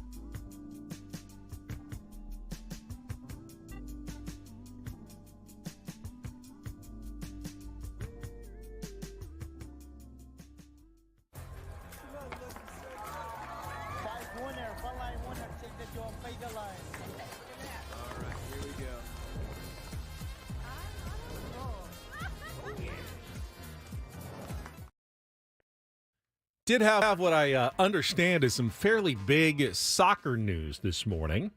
Woods, I don't know that either you nor I will find this to be earth-shattering, but Manchester United fired their coach, or as they say in soccer, sacked their manager, Erik ten Hag, after a 2-1 loss upset against West Ham United. Oof. Interesting because they had just extended his contract in the summer, but they had just 4 wins in their first 13 games to start the new English Premier League season. So fairly big name in the world of soccer coaching out at Old Trafford. It's a tough scene when you re-up someone and then end up firing them. How many games in? 13. 13 games. Yeah. So maybe this wasn't the right decision.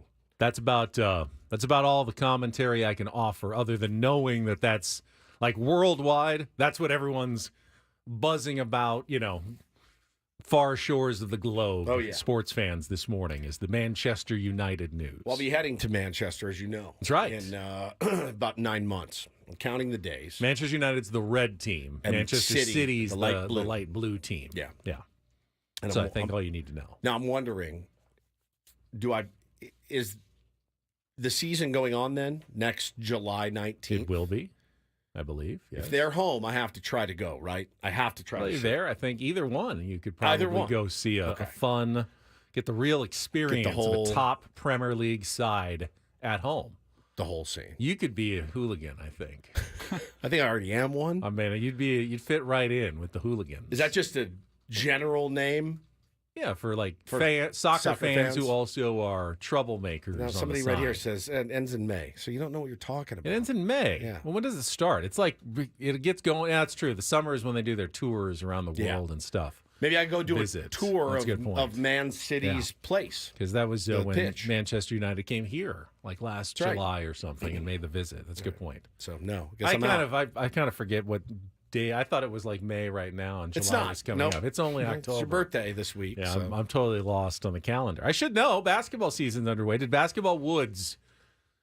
Have you watched a second of the NBA season so far? Let me just ask. Oh, yeah. You have watched some. What did you watch? I watched the Lakers game. Which one? The first one. The first one. Yeah. Okay. Opening night. But not since then? Oh. They've actually gotten off to a really good start. Well, 3-0. I don't think anybody cares, but I do. I haven't even gotten to watch football. Yeah, I know. I wasn't expecting you to watch a bunch of basketball. That's okay. Dad stuff's taking over right now. But as the resident Lakers fan of the program, nice job by J.J. Redick so far. Great job. 3-0, right? LeBron James continues to defy. He's going to just go long. He's going to go right into it. Probably. Age. Did you see what he did on Saturday? 16 points in 3 minutes in the fourth quarter. LeBron did? Yeah. Wow, that's pretty good. Yeah, pretty good. So they're on the road tonight at Phoenix, their first road game of the season. Clippers won 2 in a row. After they lost their home opener at their new stadium, they went and won 2 on the road. So my son is pretty happy about that. And I like the Thunder. They've been playing really well. I'm still a Memphis fan. How are they looking? That's a good question. How has Memphis done to start this season? The answer, Woods, the Memphis Grizzlies are good. 2-1. 2-1. Okay. There you go. Behind only the Lakers and the Thunder in the Western Conference. All right, we have one segment left. We do want to preview the World Series Game 3. If you missed it, do you want to bring back up Scott Boras' comments just a little bit at the end of the program here? I mean, just to reset what he said. We both are on record as to why we think it was unfair and inappropriate of Scott Boras to mention Peter Seidler in context with Juan Soto, and was undoubtedly a strategy to try to, drive up the price of Juan Soto. It's just gross, man. It's the angling that's going on right now during the World Series is not unexpected from Scott Boras, but it's a gross. But if you tactic. missed it, I'll bring up a couple of the quotes that he had in USA Today this morning. I get to that coming up next year with Ben and Woods on 97.3 The Fan.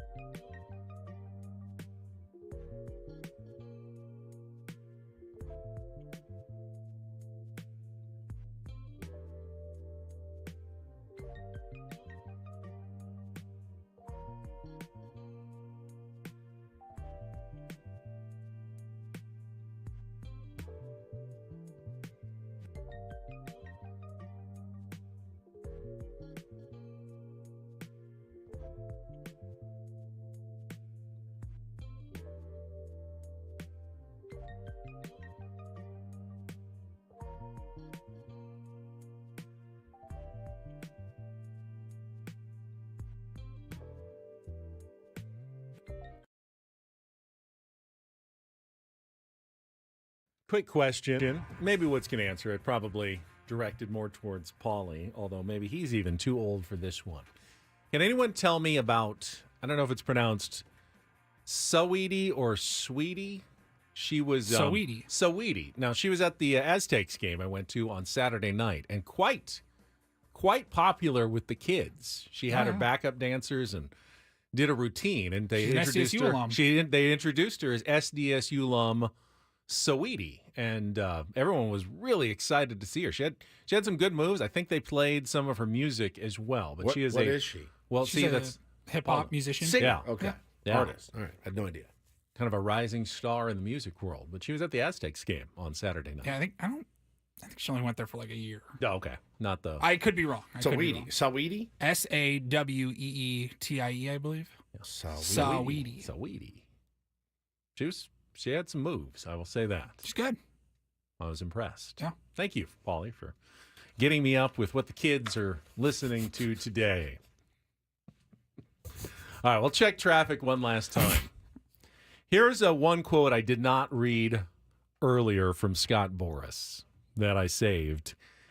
Peter Seidler was not trading Juan Soto. No way. He kept saying, I traded for a franchise. I'm not giving him up. He couldn't believe the Nationals traded Juan Soto. He loved Juan. Part of the context, the story that was written in That's USA even more Today. gross. Yeah, I know. It's Scrolly, unappealing to read that this morning, and we have a big problem with it, and we're going to bring it back up after a check of traffic here on 97.3 The Fan. From the 97.3 The Fan Traffic Center, here's Kelly Danick. Traffic is sponsored by the brand new Front Wave Arena in Oceanside. Guys, we're wrapping things up kind of on a busy note here. We still have this crash, the clearing stage, northbound 15 before Friars Road. Motorcycle involved. It's in the center divide. Also, it looks like a crash in which a sign got taken out on the East Main Street off-ramp of westbound 8. Several problems in the North County, traveling on northbound 15 before West Bernardo. There's a stalled car over the right shoulder of the HOV lane. Also southbound 15, right before or past Via Rancho Parkway, some wood debris in the slow lane. And Cordell traffic cam shows some wood debris in lanes on westbound 78 just before Civic Center. The San Diego Clippers are ready for an exciting season at Front Wave Arena. The home opener on November 8th is Bill Walton Night, presented by Front Wave Credit Union. Join the fun as we celebrate Bill Walton and his legacy. You won't want to miss it. Grab your tickets at frontwavearena.com. I'm Kelly Danick with Ben and Woods, San Diego's #1 sports station, 97.3 The Fan. Woods, I guess the one thing that we can confirm, because Peter Seidler said it himself, he was a big Juan Soto fan and was very hopeful that, Juan Soto would remain a Padre for a long time. And I think he wanted to do that. But at this point, none of what Scott Boras said to USA Today's Bob Nightingale can really be confirmed, or at least even if it happened, there's no context added to it. And, according it's unnecessary. According to Scott Boras, he said he was deep in contract negotiations with the Padres and Peter to extend Juan Soto and keep him in a Padres uniform, that Juan Soto would not have been traded had Peter Seidler still been alive, and went through this extensively in what both of you and I believe are just part of the psychological games that Scott Boras plays for his clients to try to extract maximum value approaching, major free agency. But ultimately, none of this to me is really advances the story or can ever really shed any light on what was really going on with Peter Seidler and Scott Boras in the days and weeks before Peter Seidler passed away. And as I said, man, the fact that yesterday it comes out that the Dodgers are in on Juan Soto in the offseason, it's so... Like, if you're a Dodger fan, I don't even know that you can get excited about it. You have to know every offseason you're going to be in on any free agent that you want, right? Like, that goes with the territory. If there's a free agent that Andrew Friedman has identified as somebody that can help us win a World Series, we're going to be in on them. Correct? Everyone agrees with that principle? They can afford it. They can absolutely swing it. Luxury tax, no issue, whatever. So if you're a Dodger fan, don't buy the bait that it comes out 2 days into the World Series that, we're going to be in on this guy. Bro, there's potentially only 2 games left of the World Series. Scott Boras is trying to up Juan Soto's value, which, again, I don't know how necessary it is. Everybody knows how valuable Juan Soto is going to be. But he's also trying to raise the price on the New York Yankees and the New York Mets and the Philadelphia Phillies, 3 teams that are on the East Coast that have been rumored to be in on Juan Soto. Business 101. Trust me. Like, anybody that's ever negotiated a contract or has an agent that's negotiated a contract, our agent calls Adam and Michael and says, well, they got 1 foot out the door, guys. I mean, that's just how it goes. It's what you do. It's gross that Boras does this now, and it's gross to me that he invokes the name of Peter Seidler. It's unnecessary. It's unnecessary. And the only thing I can think of is that talking about Juan Soto still being a Padre if Peter Seidler was alive just tells the Yankees, well, I guess he was pretty comfortable on the West Coast. We probably do need to make sure we come in at $700 million. And Steve Cohen and Dave Dombrowski and all those guys in Philadelphia that want Juan Soto as well. That's all it does for me. It's just a gross way to let everybody know Juan Soto's happy playing on the West. He's happy playing on the East. I guess the most cynical reading of this, if Scott Boras is to be believed 100%, which I do not, but if he was, it would be that Peter Seidler had a plan and a direction for the organization and was prepared to continue to spend massively every year.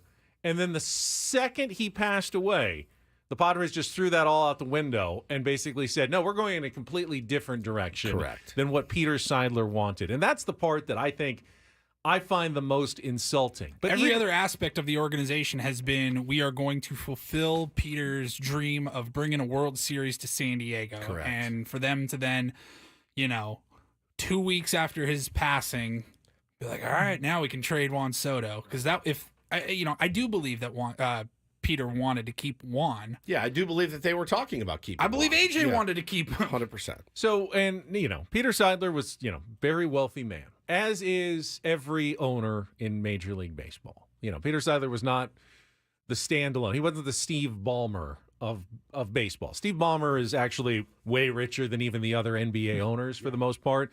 Joe Tsai is kind of in that category, but they're for the most part, Peter Seidler was a rich man just like the rest of the owners. If you want to say be critical of the Padres because they're spending less than they were, then be critical of every other team that is not spending, because they all have the means that Peter Seidler has to spend on their team if they wanted to.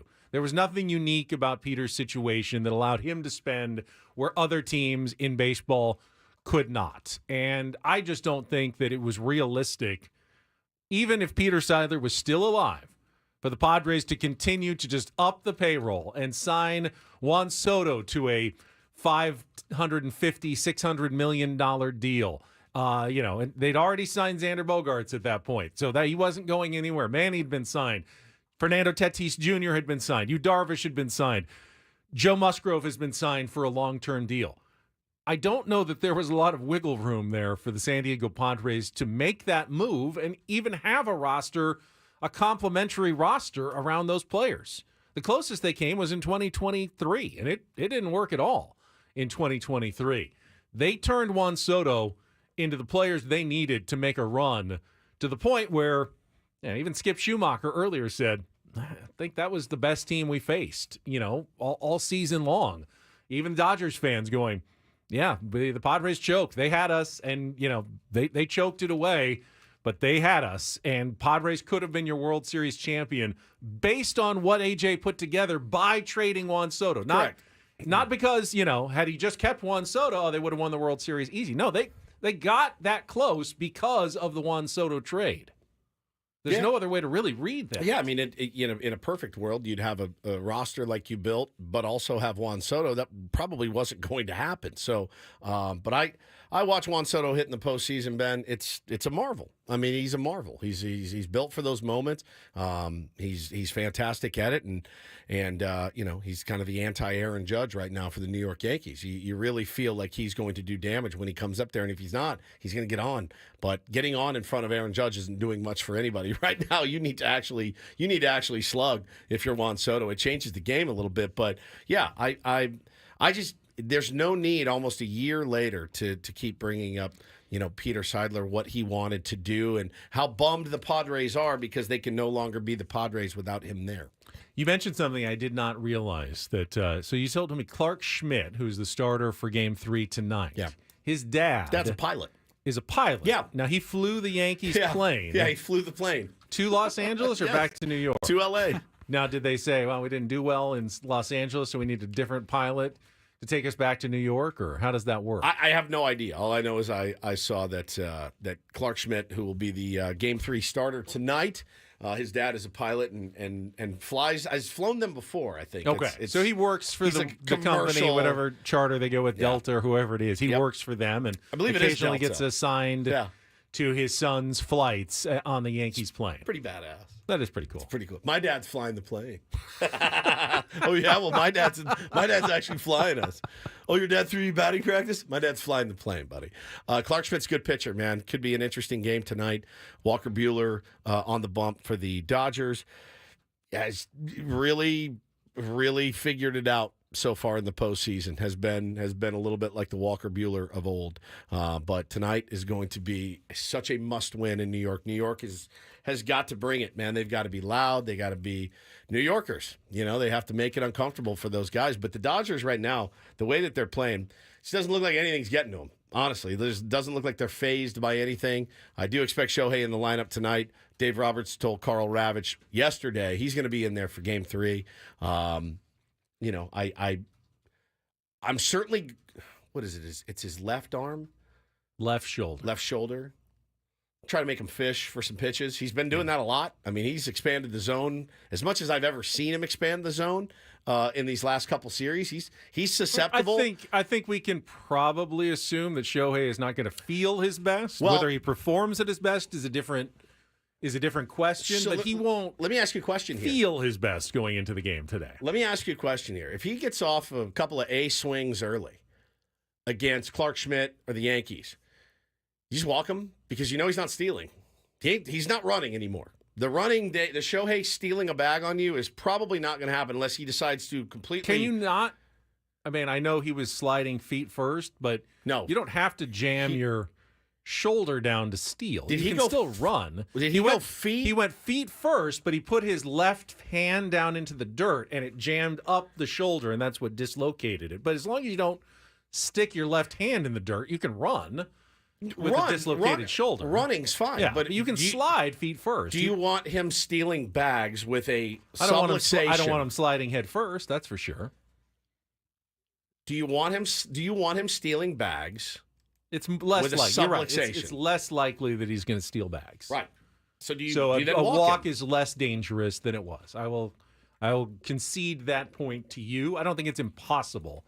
If he thought, I got a great jump, I'm going to take this pretty easily, and I can go in sliding, just don't jam my left arm into anything as I go down. He Easier could said than run. done. Yeah, it is easier said than done. Easier said than just done. like it was easy to tell Fernando when he had his subluxation, hey, don't one hand follow through. Yeah. Keep your hand on the bat. And it was like he tried, but he still ended up doing the one hand follow through because it's instinct, it's natural, and I would imagine for Shohei he'll have to overcome some of those natural instincts as well. Yeah, you wonder how the swing's going to feel. How that's going to be. I'm just trying to think. Your left shoulder subluxated. Sublux. You got it. Yeah, you just got subluxed. My left shoulder is totally subluxed right now. I don't know if I can swing. Of course he's going to be in there, and of course he's going to, you have to game plan for him. But you do wonder, man, are they going to completely shut him down on the base paths? I do think that, and I said it last week, if the Yankees really wanted a good chance to win this series, Game 1 was the one they had to take. And they had it. They had it. They had it a couple of times, 2-1 in the 8th, 3-2 in the defense, 10th. Man. Killed and you. when they couldn't get that done, I could not see the path to victory. Obviously, any path to victory for the Yankees now does involve winning tonight, in my mind. Oh, yeah. But, if Walker Buehler pitches well, Clark Schmidt is a good pitcher. But, the Yankees held the Dodgers down in Game 1 to 2 runs until they put 4 on the board on the last swing. They scored 6 there. Yankees bullpen's been They outstanding. scored 4. I mean, they've held the Dodgers. outstanding. 6-4 is holding the Dodgers in check. But they pretty much averaged 5 runs for the playoffs. Yeah. They've averaged 5 runs in the first 2 games. They're probably going to get close to 5 again tonight against Clark Schmidt. Are they going to be able to score more than 5 against Walker Buehler and that Dodgers bullpen? If Aaron Judge starts to hit. Yeah, that's the thing. They can. Padres did it. They scored 6 in 1 inning off Walker Buehler. It's possible. But if they don't get to Walker Buehler and they've only got 1 or 2 runs, and then they got to figure we need at least 3 or 4 more to win this game against the Dodgers bullpen, yeah, I mean, then the Yankees are in a lot of trouble. Walker's ERA is inflated because of that one bad inning, but he went 4 scoreless against the Mets, 6 Ks, getting swing and misses again. He's been good, outside of that 1 inning that, again, probably wasn't his fault. It was Miguel Rojas and kind of a seeing eye 20 hopper down the line on a gimpy Freddie Freeman, couldn't make the play. And, yeah, man, it's just who can hit tonight? Who can hit? If Aaron Judge comes through tonight, I think the Yankees can win. If he doesn't, they're not going to. They're going nowhere without their captain leading them. I think the other concern is even if Shohei Ohtani for some reason was out, like they show up today and Dave had been playing the con and he's not even playing the rest of the series, they have enough to win 2 of 5 games even without him. There is no doubt. They're a deep team. That's the mountain that the Yankees now face. But they do have the next 3 at home. What happens? What do you guys got? I got the Yanks tonight. Dodgers. Go ahead, put up the blue screen one more time for me. You can't stop rooting for the Dodgers. Wrap up the show. This is I'm unbelievable. just going to turn your mic off. Oh, there it is. So long, everybody.